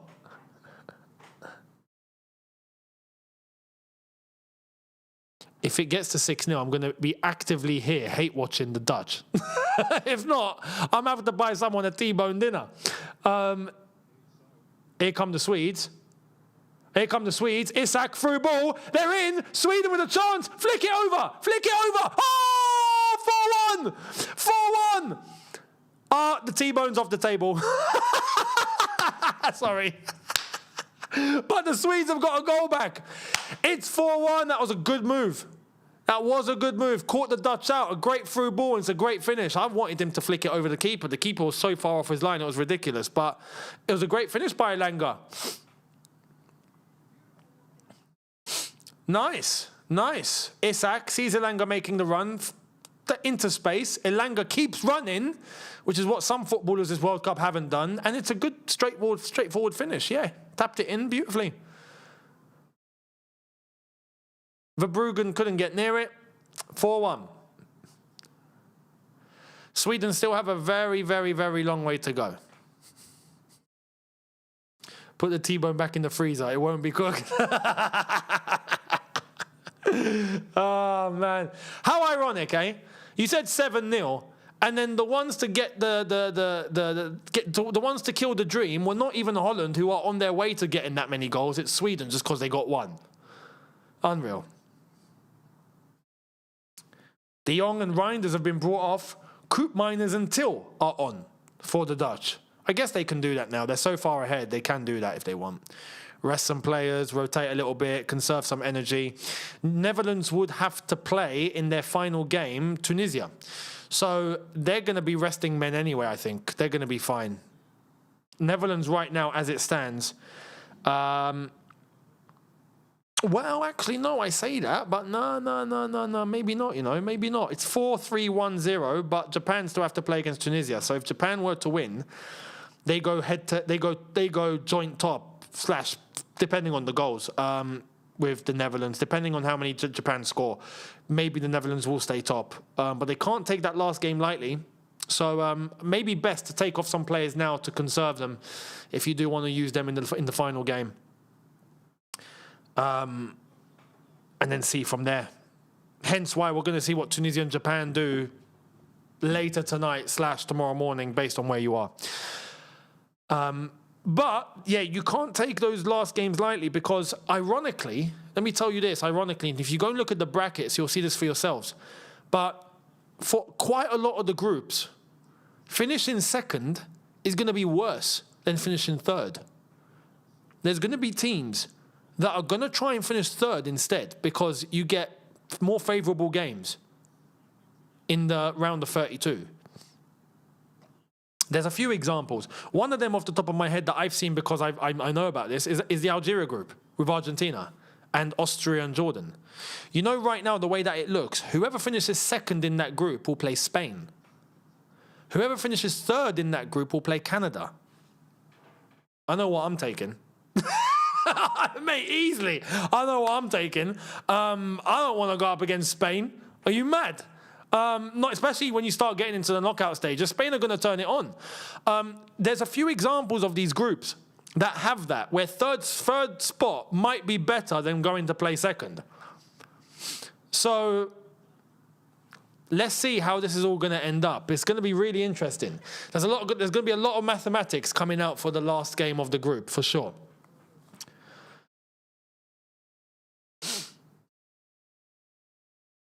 Again, another onside. The Swede defence have not been switched on when it comes to reading the line. They really haven't.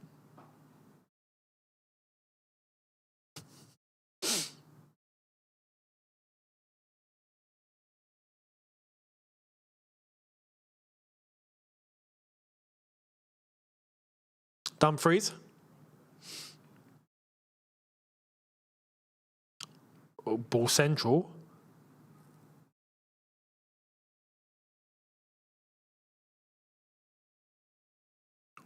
Oh, it's a chance for... Was that cleared? Corner ball, yeah, corner ball. Brobby nearly getting a shot off, but it was good defending, last-ditch defending there. He's trying to chase a hat-trick, that's for sure.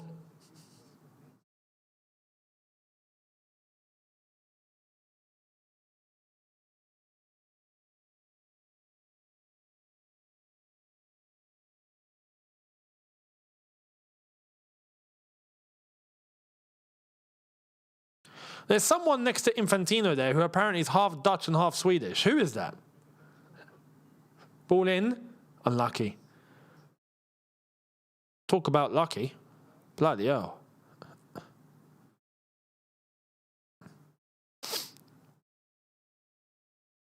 No. I'd rather play Canada any day of the week than Spain. Are you mad? No, come on, it's Spain. Spain struggled one game against Cape Verde. Yeah, Argentina lost to Saudi last World Cup and went on to win the World Cup. Let's be honest, yeah, I'd play Canada any day of the week. Especially in the round of 32. Something that Canada are not used to. They've never been there. They've never done that. But yes, I'll play them all day. All day long.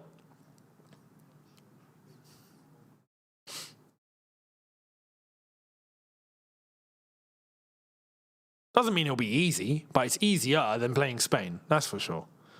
England, apparently, if England were to finish... Is it top?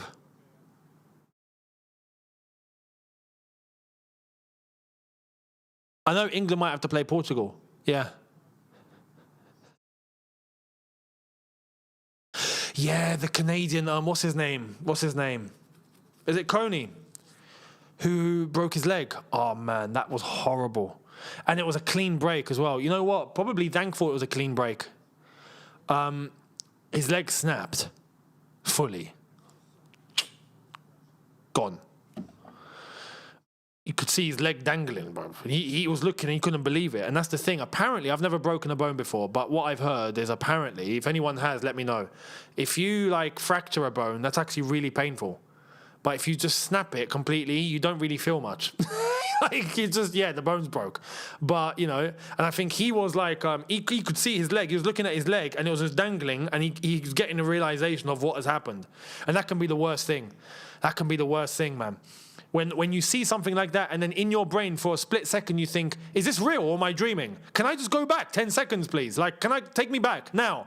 No, crap, this is real. And you're realizing, crap, this is actually legit. This is real life. And you realize just how bad the situation is. That's what his face looked like. And he realized his leg was snapped. So he's going to have a long time out. It's just shock. Exactly, yeah, just pure shock. Even he put his hand on his face and he just couldn't believe it. I felt bad for him, man. I wouldn't wish that sort of injury on anyone. I really wouldn't. That moment of shock where you're just like, oh my God, my leg is now snapped. I wouldn't want to, man. Oh, man. It makes you, gives you shivers. Do you know what I mean? But yeah.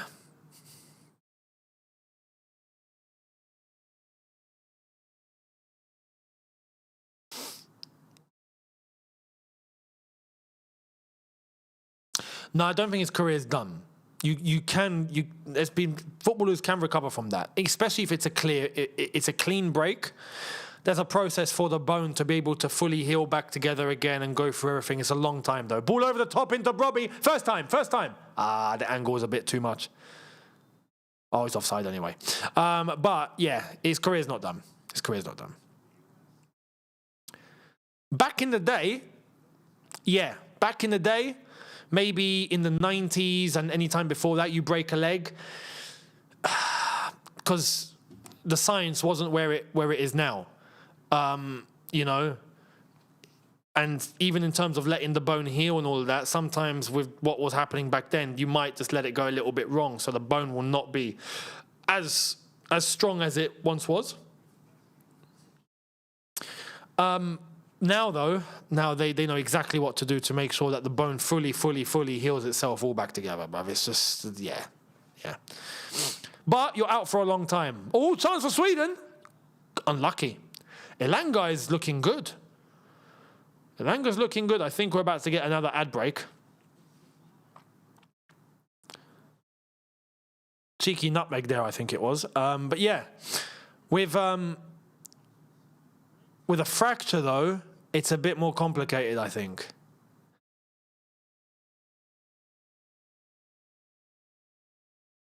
It's a little bit more, I think, sensitive.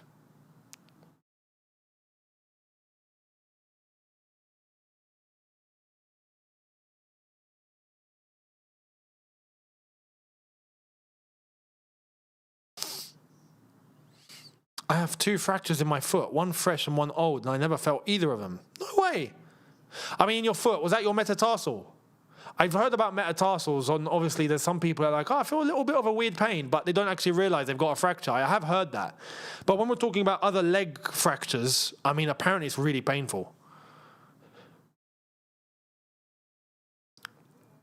I wouldn't know. I've never broken a bone. Thank goodness. Ad break. Never. So.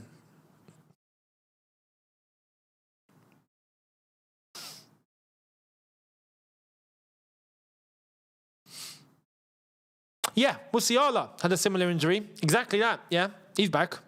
He's all good. So.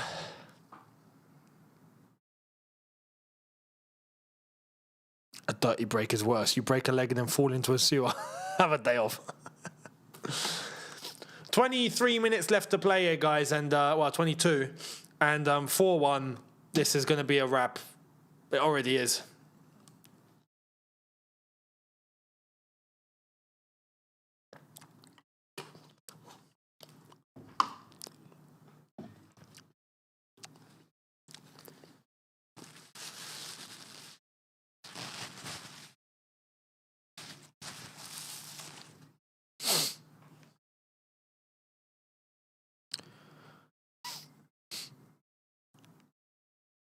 Fell from a bike in November and broke my elbow. I was in a state of shock for a good 5 minutes. I had to sit on a bench to calm down. Oh, that must be horrible, man.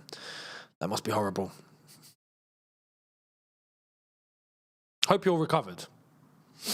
The bone shards will make the pain worse. Yes, exactly. Exactly.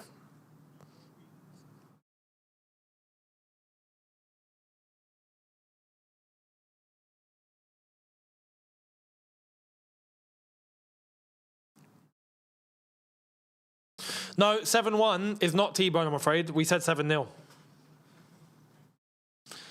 You know, at that point, okay, where do you draw the line?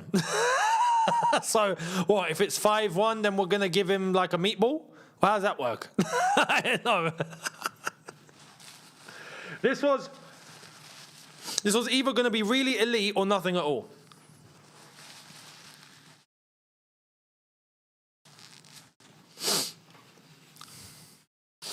If it finished 8-1, there's the rain. There's the flipping storm. Look, there it is. I told you. Thank goodness for that roof. If not, we would be here for 4 hours. Look at the sky. That's horrible.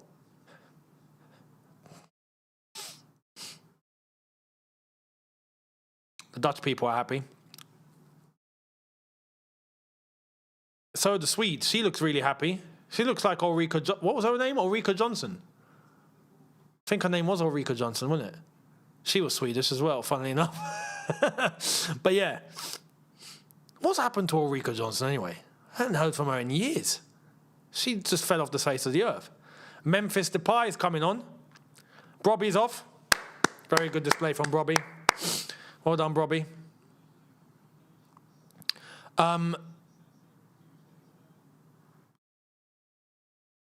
What was I going to say? I forgot what I was going to say. It wasn't about the weather, I don't think. Was it about the weather? I don't think it was. Ball over the top, no. We've got 18 minutes now left, plus stoppage time.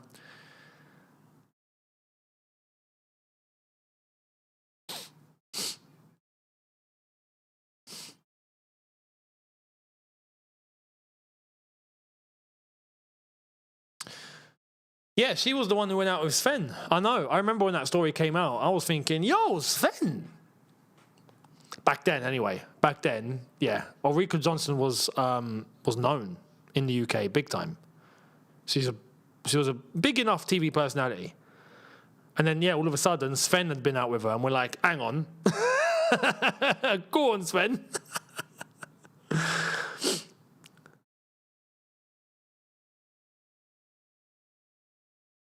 Sven's one of those guys that you just thought didn't know you had it in you. You know, you look at someone like Sven and go, didn't think he was that guy. Anyway, Sven's not with us anymore, so which is sad. You know what? I think it would have been really fitting to be able to see if England do win a World Cup, and for Sven to have seen it, I think that would have hit beautifully. Because I don't know what it was about Sven. When we're talking about England managers, right? I think Sven was the only one that could okay, we exit out a quarter-final and people will be okay with it. I don't know what it was about Sven. He was such a nice guy. But not just that. I don't know, the country liked him. It was weird. Because we didn't actually achieve much. We always exited a competition out of a quarter-final. Yeah, bizarre.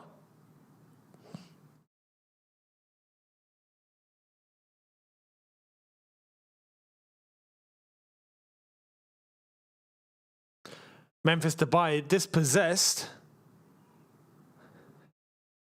Sweden are in. That's a good pass from Gyökeres into space, and that's taken really poorly by Ayari. Really poorly. He's lost the ball. Oh, that's a poor way to get a yellow card. Is that? Yeah, that's a poor way. Ayari, come on, man. You're losing 4-1 anyway. There's no point to do that. If you were losing 2-1, okay, I'd understand. You've lost the game. Why have you just cost yourself a pointless yellow card? That's just stupid.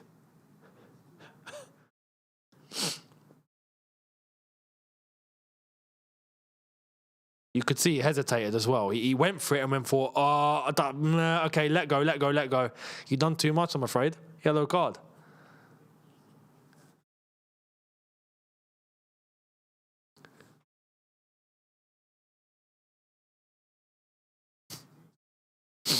Yeah, he was a charmer. Maybe. Maybe. Well, clearly he probably was. So Bobby Robson, yeah, Bobby Robson was another one. It's a shame, we never really had him as England manager late on either. You'd have thought Sir Bobby would be the one that worked. You know? And yeah, we got Southgate.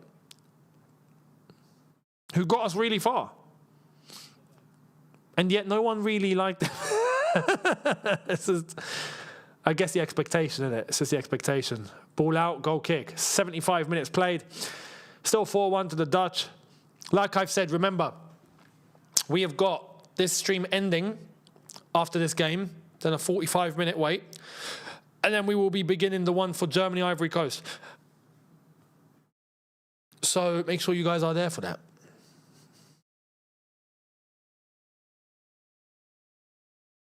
Giving away, Van Dijk.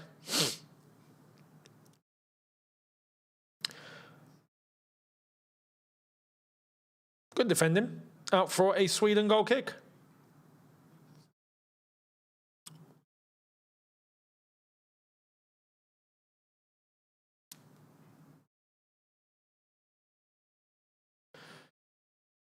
Here comes Sweden. Here's Isak.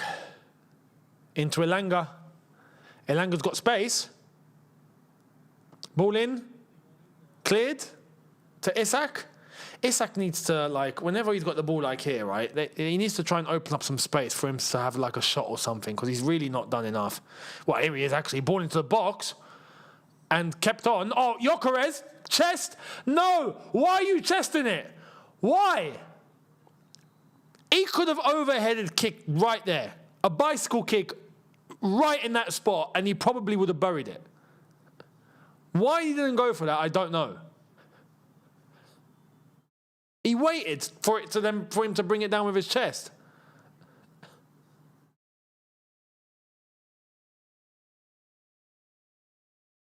Graham Potter, mate, relax. You're losing 4-1. There's no point getting stressed now. You've got 13 minutes left. Unless you're going to make the biggest comeback in World Cup history, then we're not going to expect anything from Sweden right now, let's be honest.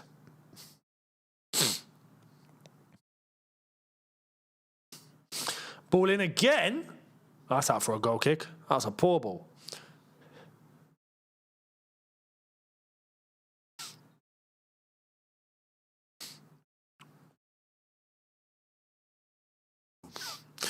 I do think Germany, Ivory Coast is going to be a great game. I've got a feeling we're going to get a really, really good game for that one. I do. Let's wait and see. Younes, if Portugal versus Argentina happens, are you flying to the US? No, I'm not. I'm not going to the US. But I will be covering it. That's for sure. Mate, Ronaldo versus Messi for the last time. We thought we'd never get that. I hope we get it at this World Cup. If we don't get this World Cup, we'll never get it again. So I think it would be the best way to say goodbye to that rivalry. Once and for all. If we got Portugal, Argentina, that would be a movie.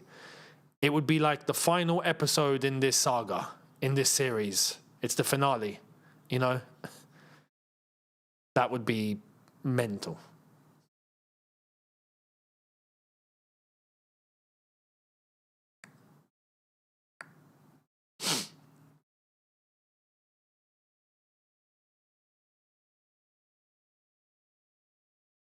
I'll tell you what's going to be mad. The day both Ronaldo and Messi retire. That's going to be crazy. Isak, unlucky, threw into Elanga. I saw the vision there. It's very hard to execute now. Very.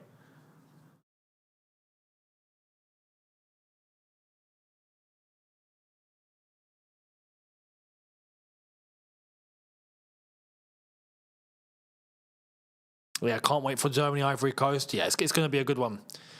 Even for like what it means for the group, both teams have won a game already. So going to be interesting to see who gets it. So then who gets through to the next round and who doesn't. You know?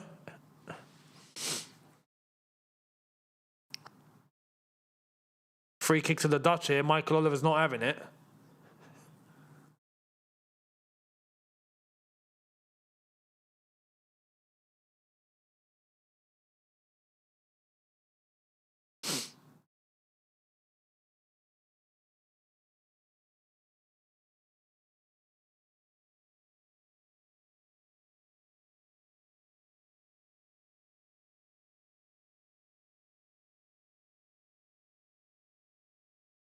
Bergvall in the book.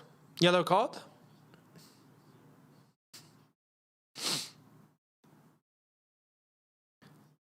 The USA have a new chant. Oh, God. If there's one thing they don't know how to do is chant.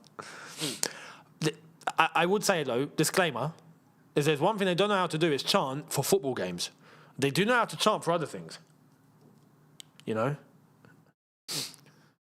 If you see them, like, what they come up with for, like, wrestling, for example, they actually come up with some really cool chants.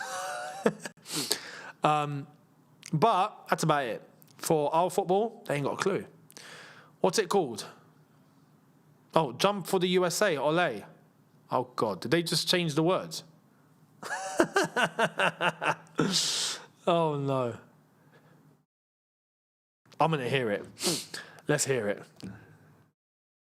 As Sweden are trying to get themselves in the running for a second goal.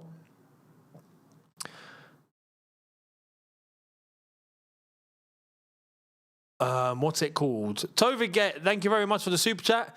I was surprised to learn that Messi and Ronaldo never played against each other at a World Cup. Yeah, never. Never. So many times at club level, never at a World Cup. And that's why I say it would be like the best finale that we could ask for. If we got Ronaldo, Messi at this World Cup, knowing that's the final time, Portugal, Argentina, that would be mental.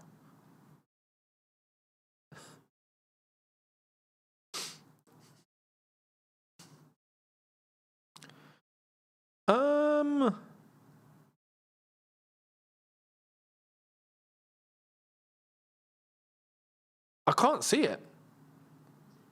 I can't see it. As it Langa's in the box, ball in, gone way too far. Way too far. There is someone that's tried to start a chant, though, called I Believe That We Will Win.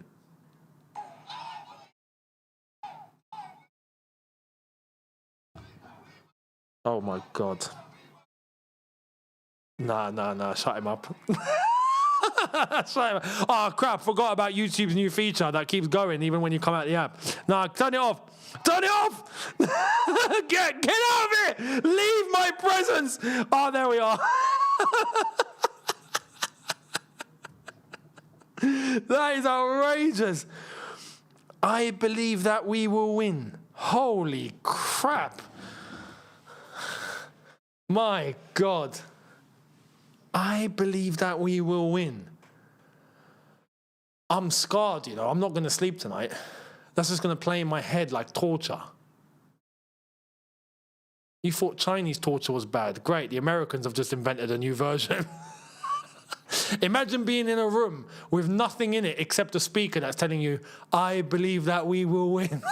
I'd lose the plot. Oh, man. Something's got to be done about this. This cannot continue, guys. Like, if there's any Americans watching, guys, this cannot continue. You have to do something about this. It's a shot from Isak. That's what I was talking about earlier on. I wanted to see more of that. It's a great shot from Isak out the box. He took the opportunity on his inside, hits it. It's a great save from Verbruggen. That was going top corner pretty much, just underneath. But Isak finally getting a shot off at 4-1 down with 6 minutes to go.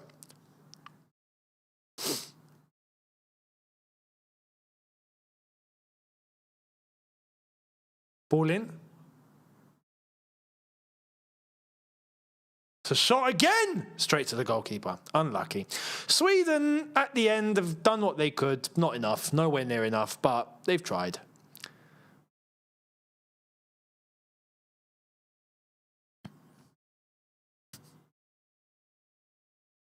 Van Dijk is down. Is he okay? Oh, we don't want to see that. Oh, I think he just got a little knock on his thigh. He's all right.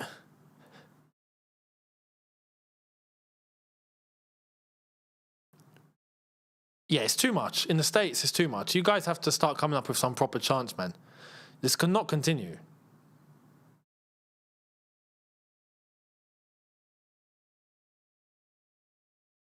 Most American fans actually hate that I believe chant because it's mainly for marketing and companies. Oh, that's your problem.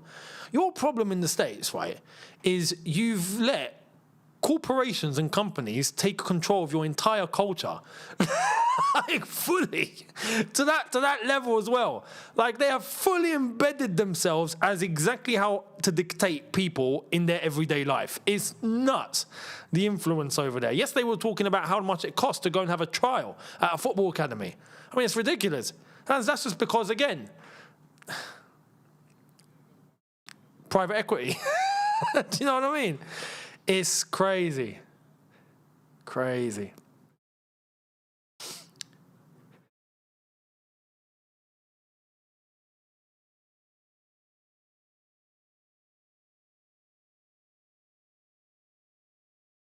Ball up the pitch, 4 minutes to play.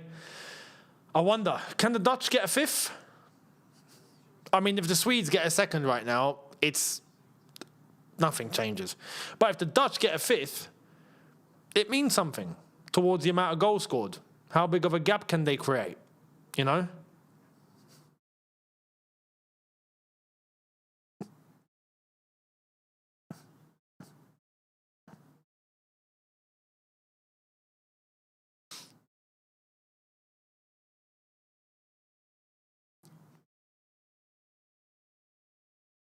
I love that. But if the big corps don't tell me how to think, how do I think?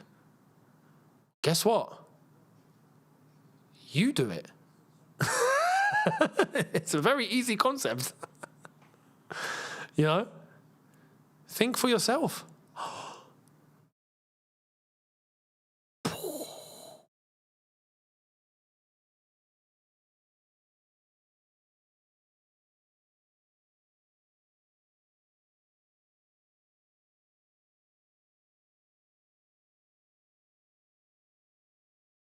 Nicely worked from the Dutch here on the left-hand side. Gakpo, he's had a great game. I think aside from Robbie, there's a few contenders for man of the match here.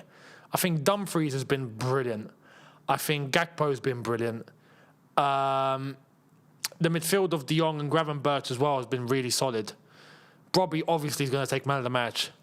But yeah, those are the three names for me. Robbie, Dumfries, Gakpo. They've done brilliantly.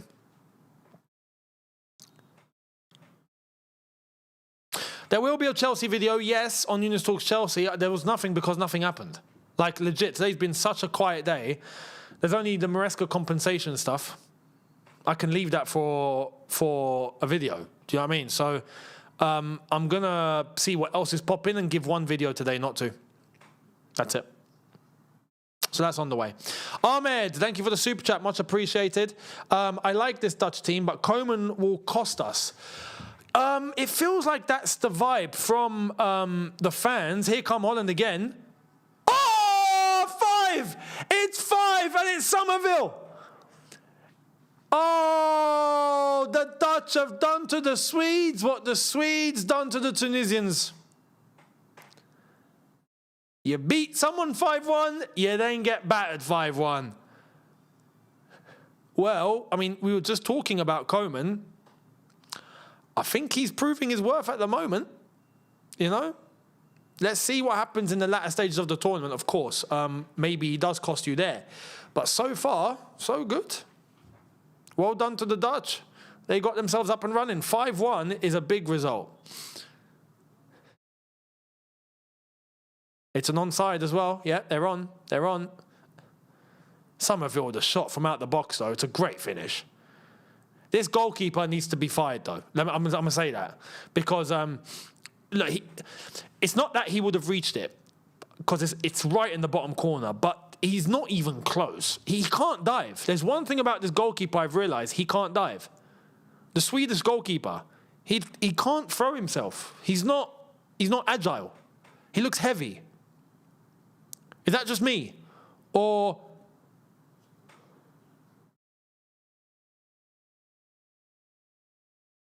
I'm going to have a look at this, one sec. So, Nordfeldt, he plays for AIK and he's 36 years old. You know? Now it makes sense. No, but still, there have been some other goalkeepers. Look at the Cape Verde goalkeeper. What a machine. Do you know what I mean? He throws himself all across the gaff. This keeper, like, I understand there's some goals he wouldn't have saved, but you expect maybe the hand to get close. You expect him for the reach and for the stretch to be really, really far, but he's just like staying in his spot, you know? It's pretty mental. Is Jorgensen Swedish?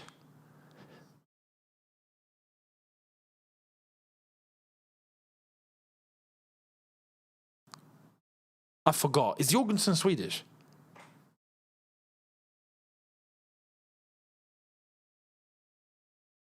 He's not. He's Danish, I'm sure. He's Danish. No, he's Swedish. Oh, no, he's Danish. No, he's both. He's both. He's born in Sweden. He plays for Denmark.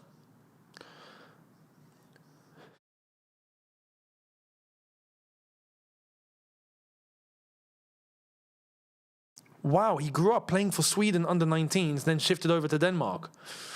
Interesting. Oh, well, okay, well, right. That's that then. He's Danish, but he's Swedish. But he plays for Denmark. So.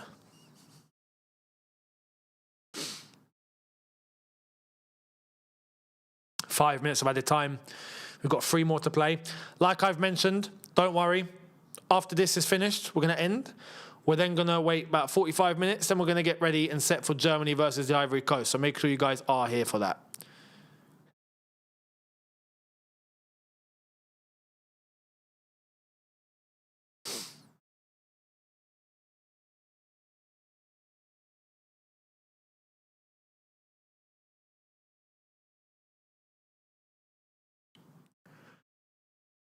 The Dutch are very, very happy.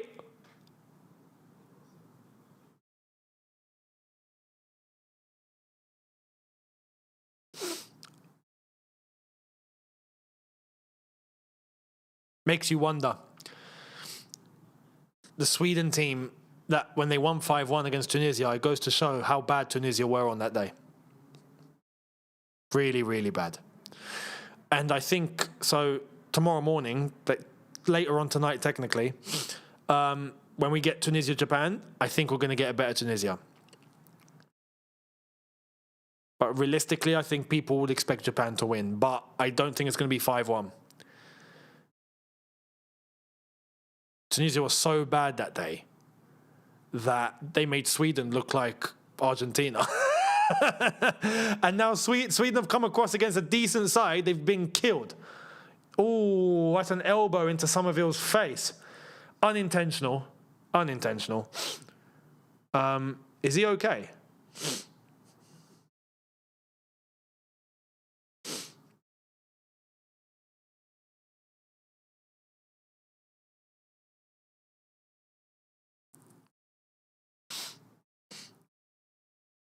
Verbruggen's very happy.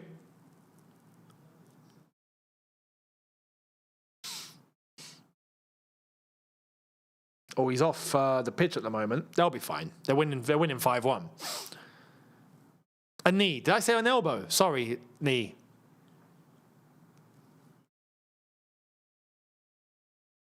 Isak. Gone back. 1 more minute to play here. I don't think we're going to get any more goals. I think that's that. You never know in this competition, to be honest, but I think that's that.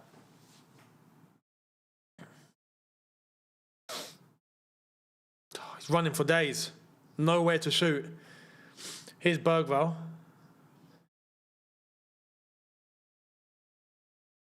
Gyökeres. The North London combination, this. Gyökeres and Bergvall. Bergvall's leaving Tottenham, by the way. Yeah, I think so, apparently. Van Dijk's hit that out for a corner. That's going to be the last opportunity in this game. It's going to be Sweden to try and get a second goal.